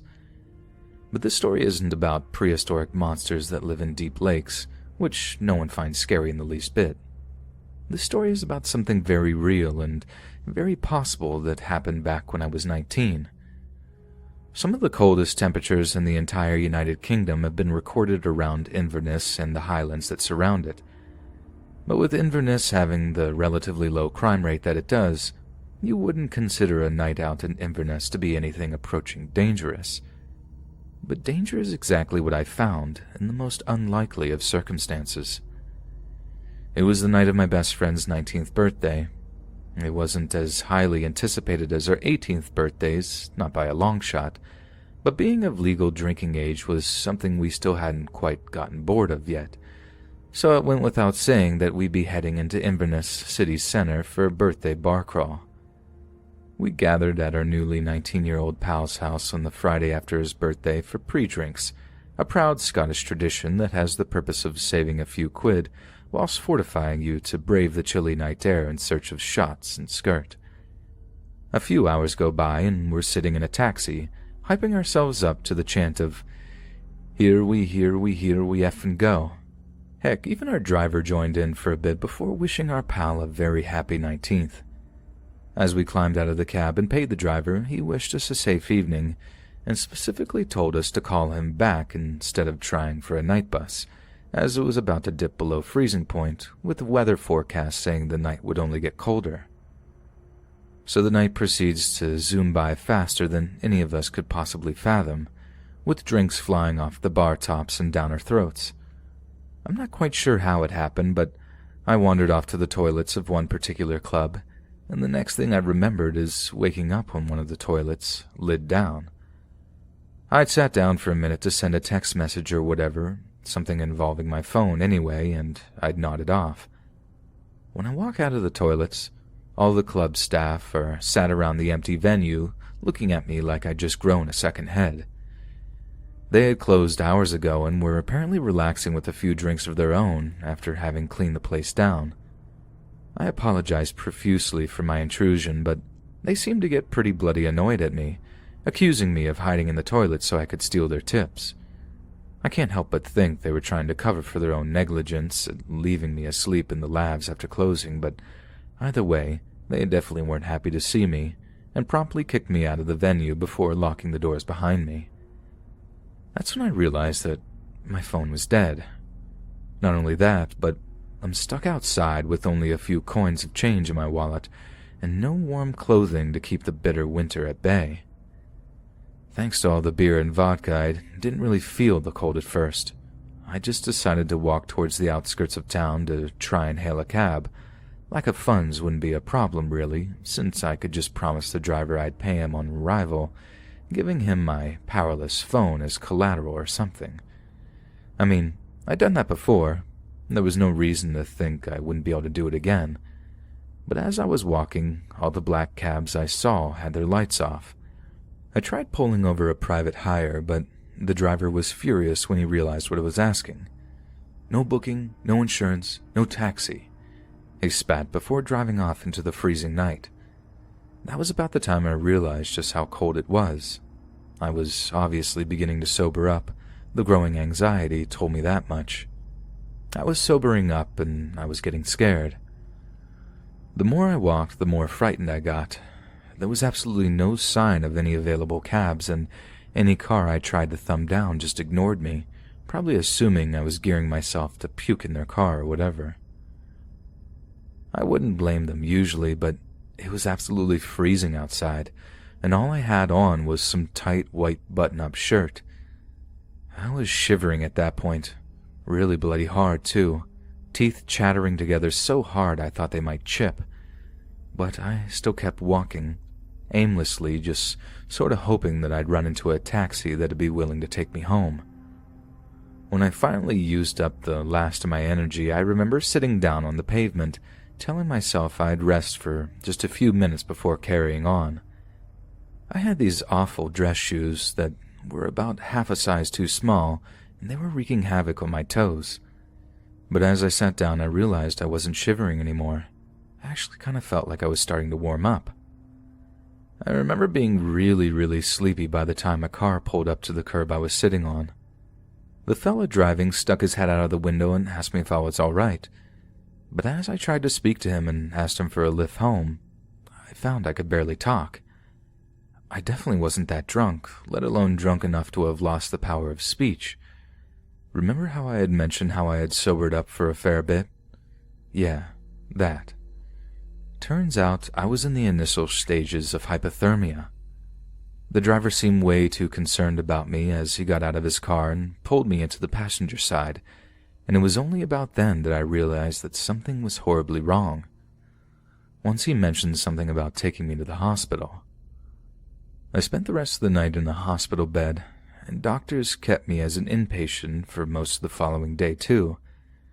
They said that if I'd stayed on the street for a few more hours, if I had in fact fallen asleep on the pavement like it had felt like I was going to, I'd have died, plain and simple.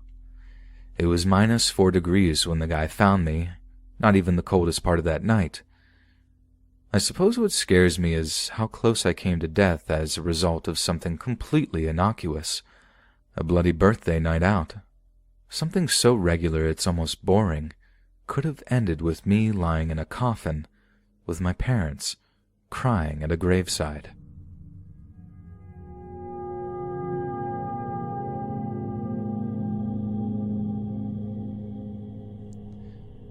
We're scheduled to play a match against the Old Boys Club, an English rugby team in Santiago, Chile. The president of the Uruguayan Rugby Club rented a small twin-turboprop airplane from the Uruguayan Air Force to fly the team over to the Andes Mountains to the Chilean capital. The aircraft carried a total of 40 passengers and 5 crew members, and was piloted by an experienced Air Force pilot who had more than 5,000 flying hours to his name. Colonel Julio Cesar Ferradas, the aircraft's pilot, had previously flown across the Andes almost 30 times. He was so comfortable with the journey that on this particular flight, he was training his co-pilot, who was the pilot in command when the plane took off from Carrasco International Airport on the 12th of October 1972. But Ferradas was wrong to be so complacent, and the flight would spark off a chain of events that would culminate in almost unimaginable horror. On the day of the flight, excessive cloud cover meant that the pilots were forced to fly under what is known as instrument meteorological conditions. This means that instead of using visual references to navigate, the pilots were reliant on their aircraft's instruments to discern their current location and altitude. Essentially, they were flying blind.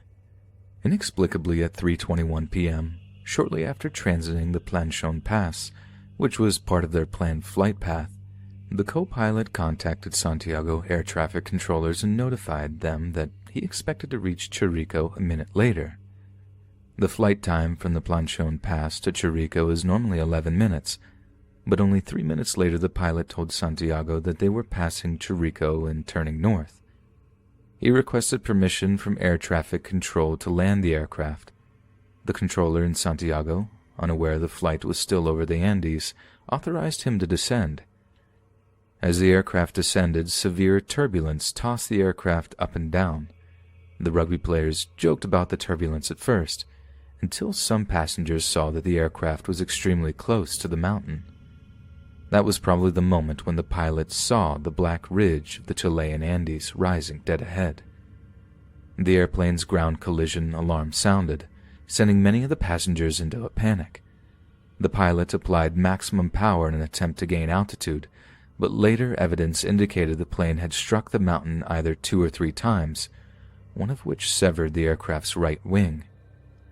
Some evidence indicates it was thrown back with such force that it tore off the vertical stabilizer in the tail cone. When the tail cone was detached, it took with it the rear portion of the fuselage, including 2 rows of seats in the rear section of the passenger cabin, leaving a gaping hole in the rear of the fuselage. 3 passengers, the navigator and the steward, were lost with the tail section. The aircraft continued hurtling forward and upward another 200 meters for a few more seconds when the left wing struck an outcropping, ripping it clean off. One of its propellers sliced through the fuselage as the wing it was attached to was severed, causing another 2 more passengers to fall out of the open rear of the fuselage. The front portion of the fuselage flew straight through the air before sliding down a kilometer-long steep slope at over 200 miles per hour, almost like a high-speed toboggan before colliding with a snowbank. The impact against the snowbank crushed the cockpit and the 2 pilots inside, killing the more experienced Ferradas instantly. Out of a total of 45 passengers on the aircraft, 3 passengers and 2 crew members in the tail section were killed when it broke apart. A few seconds later, 2 additional passengers fell out of the rear fuselage when it was torn open by the rogue propeller. One survived the fall, but stumbled down the snow-covered glacier, fell into deep snow, and was asphyxiated. At least 4 more died from the impact of the fuselage hitting the snowbank, which ripped the remaining seats from the anchors and hurled them to the front of the plane. The pilot died instantly when the nose gear compressed the instrument panel against his chest, forcing his head out the window, while the co-pilot was critically injured and trapped in the crushed cockpit. He asked one of the passengers to find his pistol and shoot him, but the passenger refused. 33 remained alive, although many were grievously injured with wounds ranging from broken legs to having metal embedded in their bodies. 2 of the passengers happened to be second-year medical students at Montevideo University and acted quickly to assess the severity of people's wounds and treat those that they could help most. Many may have believed at the time that the worst was behind them, but the short, sharp shock of the crash paled in comparison to the long, slow agony of being trapped on a snow-covered mountain and the horrors they would endure as a result. The survivors had extremely little food, obviously being unprepared for such a disaster. They only had 8 chocolate bars, 1 tin of mussels, 3 small jars of jam, a tin of almonds, a few dates, candies, dried plums, and several bottles of wine. During the days following the crash, they divided this into very small amounts to make their meager supply last as long as possible. One survivor ate a single chocolate-covered peanut over 3 days. Even with their strict rationing of supplies, food stocks began to dwindle quickly, exacerbated by the fact that there was no natural vegetation or animals on the nearby snow-covered mountain. Food officially ran out after just a week. As a result, the group tried to eat parts of the airplane, such as the cotton inside the seats and leather, but this only made them sick. 10 days after the crash, facing starvation and death, the remaining survivors mutually agreed that if they died, the others could use their bodies for sustenance. They had found their ticket to survival, and horrifically, it was cannibalism. One survivor described the decision to eat the deceased passengers in a book written many years later. Our common goal was to survive, but what we lacked was food. We had long since run out of the meager pickings we'd found on the plane, and there was no vegetation or animal life to be found. After just a few days, we were feeling the sensation of our own bodies consuming themselves just to remain alive. Before long, we would become too weak to recover from starvation. We knew the answer. It was too terrible to contemplate. The bodies of our friends and teammates preserved outside in the snow and ice contained vital, life-giving protein that could help us survive. But could we do it? For a long time we agonized. I went out in the snow and prayed to God for guidance. Without His consent, I felt I would be violating the memory of my friends, that I would be stealing their souls. We wondered whether we were going mad even to contemplate such a thing. Had we turned into brute savages, or was this the only sane thing to do? Truly, we were pushing the limits of our fear. The decision to eat flesh from the bodies of their dead comrades was not taken lightly, as most of the dead were classmates, close friends, or relatives. One survivor used broken glass from the aircraft windshield as a cutting tool, and set the example by swallowing the first matchstick-sized strip of frozen flesh, with several others doing the same later on. The next day more survivors ate the meat offered them, but a few refused or could not keep it down. At such a high altitude, the body's caloric needs are astronomical. Additional strain on the circulation system means that much more energy is required to sustain life. The survivors required almost double their daily caloric intake, yet they had next to nothing to feed themselves with. This made the already catastrophic event even deadlier. One survivor protected the corpses of his sister and mother, and they were never eaten. Others dried the meat they'd cut from their dead companions in the sun, which made it only slightly more palatable. They were initially so revolted by the experience that they could eat only skin, muscle, and fat. When the supply of flesh was diminished, they also ate hearts, lungs, and even brains. But all the passengers on the crashed flight were Roman Catholic. Some later confessed that they were fearing eternal damnation if they ate the flesh of their companions. Yet according to other survivor accounts, some rationalized the act of necrotic cannibalism as equivalent to the Eucharist, the body and blood of Jesus Christ under the appearances of bread and wine. Others justified it according to a Bible verse found in John 15:13. No man hath greater love than this, that he lay down his life for his friends. Some initially had reservations, though after realizing that it was their only means of staying alive, they changed their minds a few days later. One woman had strong religious convictions, and only reluctantly agreed to partake of the flesh after she was told to view it as a kind of holy communion. After yet more of the survivors lost their lives to complications arising from their injuries, and an avalanche almost buried the remaining survivors alive, the decision was made to go look for help. Two of the strongest survivors, Roberto Canessa and Nando Parado, volunteered themselves. Before their departure, Parado told Canessa, "We may be walking to our deaths, but I would rather walk to meet my death than wait for it to come to me. You and I are friends, Nando." Canessa replied solemnly, "We've been through so much. Now let's go die together." And so they walked for several days through seemingly endless snowdrifts, slowly descending the mountain in the hope of finding rescue. Gradually there appeared more and more signs of human presence, first some evidence of camping, and finally on the 9th day some cows. When they rested that evening they were very tired, and Canessa seemed unable to proceed further. As the men gathered wood to build a fire, one of them saw 3 men on horseback at the other side of the river. Parado called to them, but the noise of the river made it impossible to communicate. One of the men across the river saw Parado, who hastily scribbled a note, attached it and a pencil to a rock with some string, and threw the message across the river. It read, "I come from a plane that fell in the mountains. I am Uruguayan. We've been walking for 10 days. I have a wounded friend up there. In the plane there are still 14 injured people. We have to get out from here quickly, and we don't know how. We don't have any food. We are weak. When are you going to come fetch us? Please. We cannot even walk. Where are we?" On the other side of the river, one of the horsemen signaled that he understood. Then began a grueling 10-mile ride westward to get help for the survivors, who by this stage were barely clinging to life.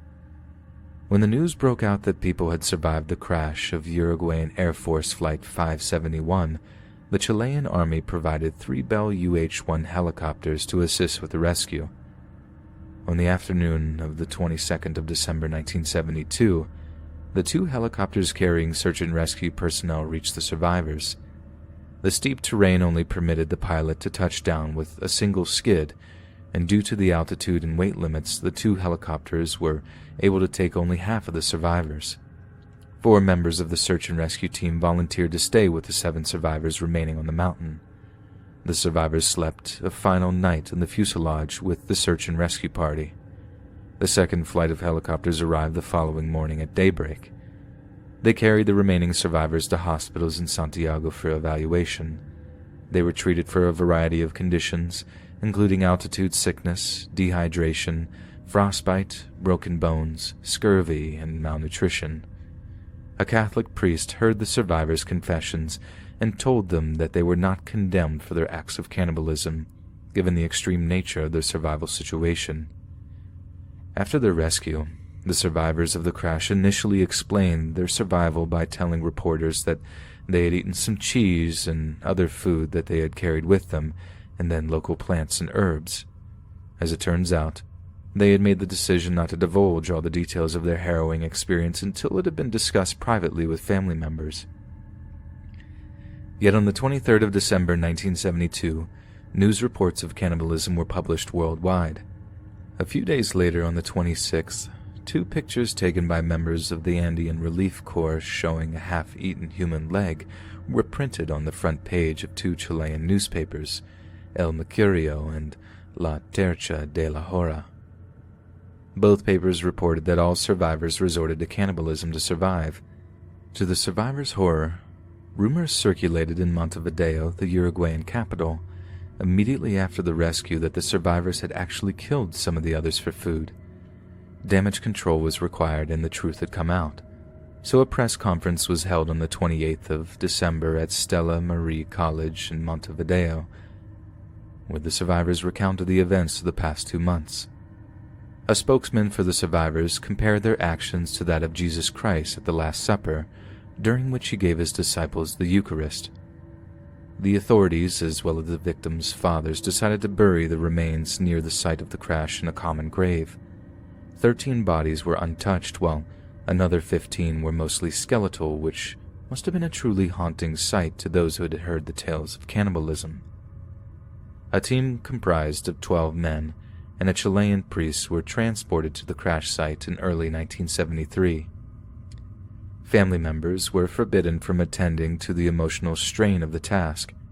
The men dug a communal grave about half a mile from the aircraft fuselage at a site they assumed was safe from avalanche. Close to the grave, they built a simple stone altar, on which they placed a plaque of the pile of rocks inscribed with the words, "The world to its Uruguayan brothers. Close, O God, to you once this was completed." The team doused the remains of the fuselage in gasoline and set it alight, with only the charred airframe remained. The father of one victim had received word from a survivor that his son wished to be buried at home. Unable to obtain official permission to retrieve his son's body, the father mounted an expedition, financed out of his own pocket, complete with hired guides. He had prearranged with the priest who had buried his son to mark the bag containing his son's remains. Upon his return to the abandoned Hotel Termas with his son's remains, he was arrested for grave robbing. A federal judge and the local mayor intervened to obtain his release, and the father later obtained legal permission to bury his son. The survivor's courage under extremely adverse conditions has been described as a beacon of hope to their generation, showing what can be accomplished with persistence and determination in the presence of unsurpassable odds, and set our minds to obtain a common aim. But what such a sterile, saccharine quote fails to reflect on is the pure horror of what it took for those who survived the crash to stay alive. How the human spirit is capable of enduring almost mind-bending horror and committing the most atrocious acts in order to continue to propagation of the species. And whether we like it or not, we all have that spirit inside of us.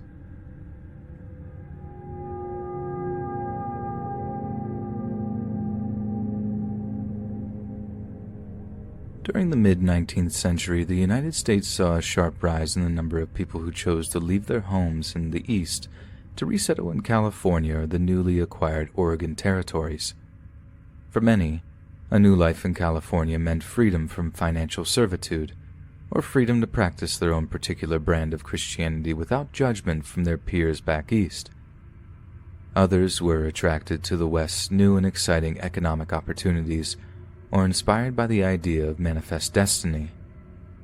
But for one group of migrants, their pursuit of the American dream would quickly turn into a nightmare, one characterized by isolated mountain passes, freezing cold, and stomach-twisting hunger.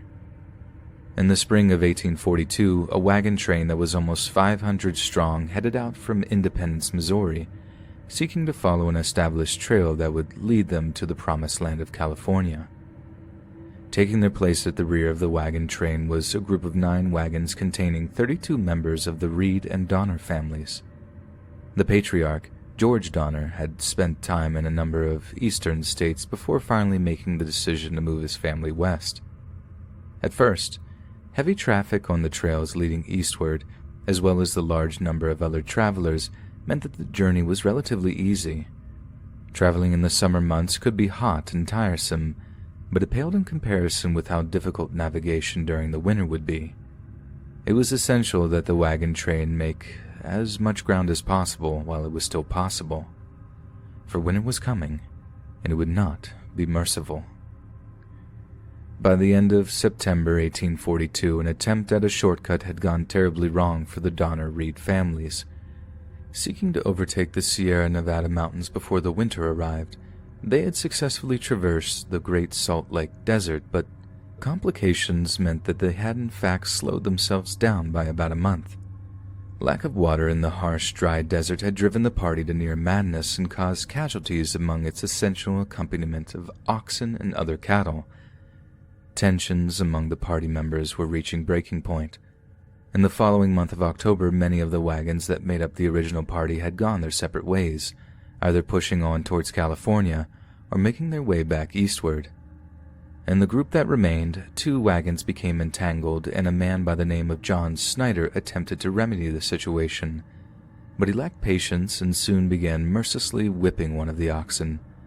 Soon, James Reed, the oldest and most senior member of the Reed family, attempted to intervene and stop the beating, but Snyder reacted furiously to the intervention and turned the whip in his hand towards Reed. A physical altercation ensued, one that was only ended when James Reed took out a long steel Bowie knife and plunged it into Snyder's chest. Despite Reed's explanation of self-defense, the party members convened to decide his punishment. United States laws were not applicable west of the Continental Divide, in what was then Mexican territory, and wagon trains often dispensed their own justice. Some suggested that Reed should hang for his crimes, but it was eventually decided that he should merely be banished from the wagon train, but on pain of death should he attempt to return. What was once a happy adventure into the West had become a vicious fight for survival. Grass was becoming scarce, and the animals were steadily weakening. To relieve the animals' load, everyone was expected to walk. The trials that the Donner Party had so far endured resulted in splintered groups, each looking out for themselves and distrustful of the others. In one incident of abject cruelty, an elderly man was ejected from the wagon as he was reliant on for transport, being told he had to walk or die. A few days later, the elderly man sat next to a stream, his feet so swollen they had split open. Some members of the party begged the others to wait for him, to show mercy to the party's weakest members, but the others refused, thinking only of themselves. The old man was not seen again. In the following weeks, attacks from the local Paiute Indian tribe were responsible for the party losing almost 40 of their cattle. This is extremely shocking for a number of reasons. Firstly, the Paiute tribe had at first appeared friendly to the migrants, sharing supplies with them and even directing them onto trails that would take them westward. But at some point, the relationship had soured, and the people known for their respect and reverence of the natural world appeared to have no problem slaughtering the wagon's train's animal accompaniment in an attempt to slow down or even stop the party dead in their tracks. With nearly all of his cattle gone, one particular party member stopped to bury his wagon for safekeeping. 2 of his number stayed with him to help, but they returned without him, reporting they had been attacked by Paiutes, murdered and scalped. By the end of October, the party was forced to make camp around Truckee Lake in the eastern Sierra Nevada mountains. 3 widely separated cabins of pine logs served as their homes, with dirt floors and poorly constructed flat roofs that leaked when it rained. Of the 60 at Truckee Lake, 19 were men over 18, 12 were women, and 29 were children, 6 of whom were toddlers or younger. Very little food remained in their supplies, and the oxen began to die. Their carcasses were frozen and stacked. Truckee Lake was not yet iced over, but the pioneers were unfamiliar with catching lake trout. The most experienced hunter among them killed a bear, but had little luck after that. Margaret Reed promised to pay double when they got to California for the use of 3 oxen for other families. She was charged $25, normally the cost of 2 healthy oxen, for the carcass of a single ox that had starved to death. The mood in the camp was beyond tense. People were only looking out for themselves by this point, but an incoming blizzard would be the straw that broke the mule's back. During the height of the snowstorm, a man named Patrick Dolan began to rant deliriously, stripping off his clothes, and ran into the woods. He returned shortly afterwards and died a few hours later. Not long after, some of the group began to eat flesh from Dolan's body. The next morning, the group stripped the muscle and organs from Dolan's body, then dried them to store for the days ahead, taking care to ensure nobody would have to eat his or her relatives. As the days went by, more and more of the party succumbed to their desperate hunger and made the decision to consume human flesh. Some were determined to continue hunting and fishing, only turning to cannibalism when there was no other option, but it appears some preferred the taste of human flesh and eschewed the long and tiring hunting trips in favor of consuming those who died of disease and malnutrition. At one point, a scouting party looking for the most efficient way ahead came across 2 Miwok Indians named Luis and Salvador. They had once been party members, but had attempted to move on when the supplies had run low. At the time they were discovered, they had not eaten anything for 9 whole days and were dangerously undernourished and weakened as a result. However, instead of attempting to rescue and save the lives of their Indian friends, one of the scouting parties simply shot them there, and then before carving off chunks of their flesh with a hunting knife. On January 12th, the group stumbled into a Miwok camp looking so deteriorated that the camp's inhabitants initially fled, fearing them to be spirits of undead souls who wandered the snow-capped mountain range. Once it was clear that they were in fact the survivors of a disastrous expedition, the Miwoks gave them what they had to eat: acorns, grass, and pine nuts, completely unaware that the group had murdered and eaten 2 starving members of their own tribe. They were shaken, starving, and had arguably sold their souls to stay alive, but they were safe now, relatively safe anyway. Reporting on the event across the U.S. was heavily influenced by the national enthusiasm for westward migration. In some papers, news of the tragedy was buried in small paragraphs despite the contemporary tendency to sensationalize stories. Several newspapers, including those in California, wrote about the cannibalism in graphic, exaggerated detail. In some print accounts, the members of the Donner Party were depicted as heroes, and California a paradise worthy of significant sacrifices. But it seems that sacrificing one's family and friends, as well as losing one's humanity through consuming human flesh, might not be worth any prize, no matter how great.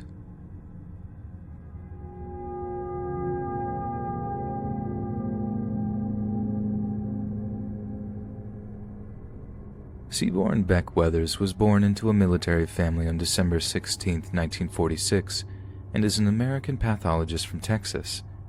Weathers attended college in Wichita Falls, Texas, and in 1986, he enrolled in a mountaineering course, later deciding on an attempt to climb the 7 summits.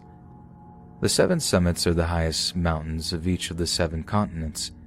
Climbing to the summit of all of them is regarded as a mountaineering challenge, first achieved on the 30th of April 1985 by Richard Bass. At the time, Weathers considered Richard Bass to be a personal hero, an inspiration who made climbing Everest seem possible for regular guys. In May of 1996, Beck Weathers was just one of a total of 8 clients being guided on an ascent of Mount Everest by Rob Hall, a representative of a climbing and hiking organization known as Adventure Consultants. The initial climb up to the first set of Everest base camps had been relatively easy for a group of such experienced climbers. All were in high spirits, as climbing the highest mountain in the world was just as much a dream come true as it was a serious, life-threatening challenge. But Weathers had recently undergone radial keratotomy surgery, a surgical procedure that corrects short-sightedness. Developed in the 70s, the procedure has these days been replaced by more advanced forms of laser eye surgery that pose a considerably decreased risk. But at the time of Weathers' Everest attempt, it was the only fix to short-sightedness on the market. But Weathers soon discovered that the recent surgery meant he was blinded by the effects of high altitude and overexposure to ultraviolet radiation, high-altitude effects which had not been well documented at the time. Obviously, this was a disastrous, unexpected turn of events that Weathers himself had not anticipated, but it was far too late to simply turn around and head back down the mountain. On May 10, 1996, the day of the final assault on Everest summit, Weathers confessed to Rob Hall, the expedition's de facto leader, that he was unable to see. Hall, who was deeply concerned for the safety of his clients, insisted that Weathers make an immediate descent to Camp 4, the final Everest base camp before the summit itself. But Beck Weathers had come way too far just to quit, and argued with Hall that his vision might well improve after sunrise. Hall was very sympathetic to Weathers' reasoning, understanding fully that it was the man's dreams to reach Everest summit, and that he would not be dissuaded from doing so easily. Hall made a compromise. If Weathers rested on the balcony of Everest, a position just 2,000 feet below the actual summit, Hall would return and make the descent with him personally. But Rob Hall could not keep his promise to Weathers, for while assisting another client in reaching the summit of Everest, Hall ran into complications and tragically lost his life further up the mountain. Upon hearing the news, Beck Weathers immediately began descending with another guide, one by the name of Michael Groom. The pair was short roping down the mountain, taking their time due to Weathers' poor eyesight, when Groom saw dark clouds on the horizon, storm clouds that were headed towards their current position at dangerously high speeds. When the blizzard struck, Weathers and 10 other climbers became disoriented in the storm and could not find Camp 4. By the time there was a break in the storm several hours later, Weathers had been so weakened that he and 4 other men and women were left there so the others could summon help. Anatoly Bokriv, a guide on another expedition, came and rescued several climbers. But during that time, Weathers had stood up and disappeared into the night. The next day, another client on Hall's team, Stuart Hutchison, and 2 Nepalese Sherpas arrived to check on the status of Weathers and fellow client, Japanese climber Yusuko Namba. Believing Weathers and Namba were both near death and would not make it off the mountain alive, Hutchison and the others left them and returned to Camp 4. They had abandoned him, left almost halfway up the largest mountain in the world, to die a lonely, freezing death. Weathers was forced to spend the night alone in an open bivouac while an apocalyptic-level blizzard raged around him. Not only that, but for some as of yet unknown reason, Weathers ended up with his face and hands exposed to the bitter cold, and throughout the night, he experienced increased levels of frostbite on the aforementioned exposed areas of his body. When he awoke the next morning, not only was he surprised to find himself alive, he was shocked to find that he somehow had the strength to actually walk down to Camp 4 under his own power. Upon encountering him, his fellow climbers were horrified at the state they found him in. They discovered that his frozen hand and nose looked and felt as if they were made of bathroom porcelain. Not a single climber expected him to survive another day. With that assumption in mind, The remaining climbers tried only to ensure Weathers' relative comfort until the final moments of his life. It was all they could do, as there was no chance of receiving serious medical treatment while they were up there so far up the mountain. But yet again, to everyone's utter surprise, Weathers survived another night. Yet it was not without suffering. Weathers was in such a terrible state that he was unable to feed himself, drink any fluids, or keep himself effectively covered with the sleeping bags with which he was provided. His cries for help could not be heard above the blizzard, and his companions were yet again surprised to find him alive and coherent the following day. Beck Weathers was given the assistance he needed to walk on broken, frozen feet to a lower Everest camp, where he was subject to one of the highest altitude medical evacuations ever performed by helicopter. Following his helicopter evacuation from a broad, flat, gently undulating glacial valley, his right arm was amputated halfway between the elbow and wrist.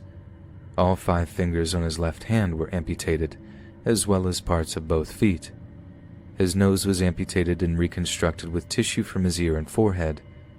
Weathers published his book about his Everest experience and his life, Left for Dead, My Journey Home from Everest, published in the year 2002.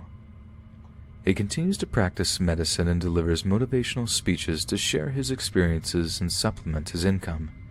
He still lives in the Lone Star State, and these days calls Dallas home.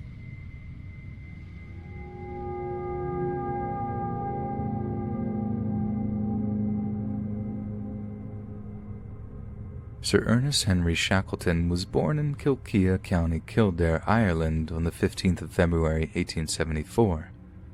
His father, Henry Shackleton, tried to enter the army, but his poor health prevented him from doing so. He became a farmer instead, settling in the Kilkea area. Ernest was the second of their 10 children and the first of 2 sons. The second, Frank, achieved notoriety as a suspect, later exonerated in the 1907 theft of the Irish crown jewels. Shackleton's first experience of the polar regions was as third officer on the Discovery expedition of 1901 to 1904, from which he was sent home early on health grounds. But this only left him with a thirst for exploration, as well as a need to prove himself to his peers. This led him to join an expeditionary team who aimed to scale Mount Erebus, the most active Antarctic volcano. For this grand achievement, Shackleton was knighted by King Edward VII on his return home. The British National Antarctic Expedition, known as the Discovery Expedition after the ship Discovery, was the brainchild of Sir Clements Markham, and had been many years in preparation. It was led by Robert Falcon Scott, a Royal Navy torpedo lieutenant lately promoted commander, and had objectives that included scientific and geographical discovery. Although Discovery was not a Royal Navy unit, Scott required the crew, officers, and scientific staff to submit to the conditions of the Naval Discipline Act, and the ship and expedition were run on Royal Navy lines. Shackleton accepted this, even though his own background and instincts favored a different, more informal style of leadership. The Discovery expedition departed London on the 31st of July 1901, arriving at the Antarctic coast via South Africa and New Zealand in early January the following year, 1902. After landing their equipment and personnel, Ernie Shackleton took part in an experimental balloon flight on the 4th of February, one that set into stone the idea that one could use a hot air balloon for surveillance in such terribly frigid conditions. He also participated in the first sledging trip from the expedition's winter quarters in McMurdo Sound, a journey which established a safe route onto the Great Ice Barrier. During the Antarctic winter of 1902, in the confines of the iced-in Discovery, Shackleton edited the expedition's magazine, The South Polar Times, an endeavor that served to both record the events of the trip and to keep the morale of the crew high with the inclusions of little in-jokes and witticisms that both men and officers could enjoy. According to steward Clarence Hare, he was the most popular of the officers among the crew, being a good mixer, though claims that this represented an unofficial rival leadership to Scott's are unsupported.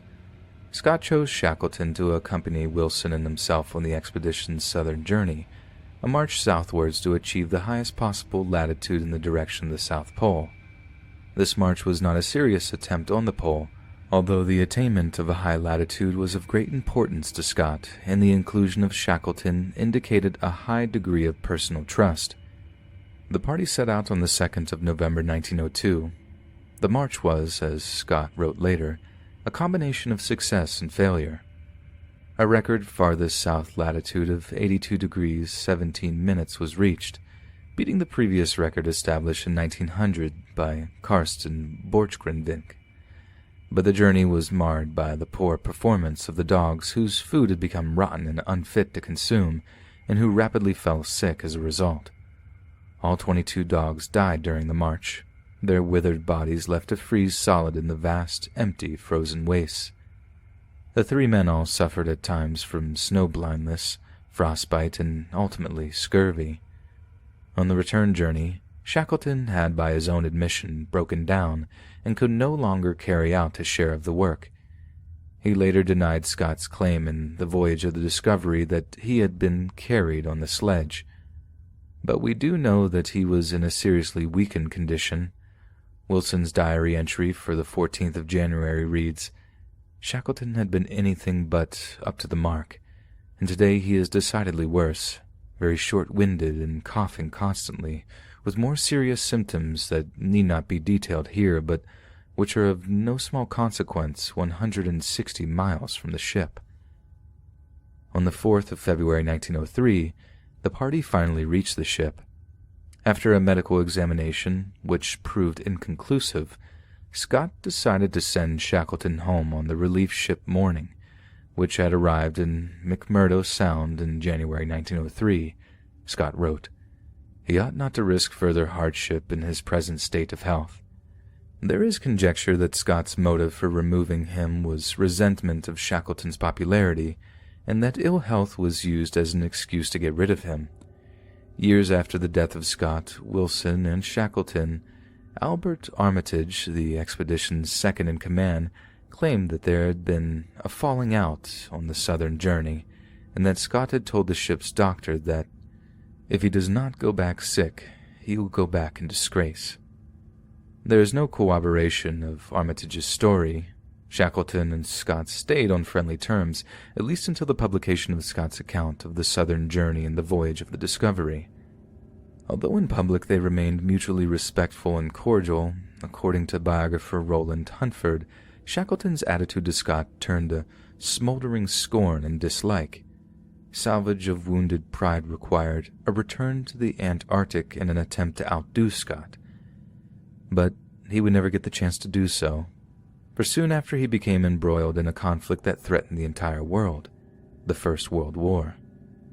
British military soon found a use for Shackleton's Arctic enterprise when the Russian Revolution threatened the entire war effort. He was put to work training and lecturing British soldiers on winter warfare, something that the Russians had long since mastered. He also advised on which equipment and provisions should be provided, as well as the most effective method of belaying troops in sub-zero temperatures. For his valuable services rendered in connection with military operations in North Russia, Shackleton was appointed an officer of the Order of the British Empire in the 1919 King's Birthday Honors, and was also mentioned in despatches by his commanding officer, General Ironside. Shackleton returned to England in early March 1919, full of plans for the economic development of northern Russia.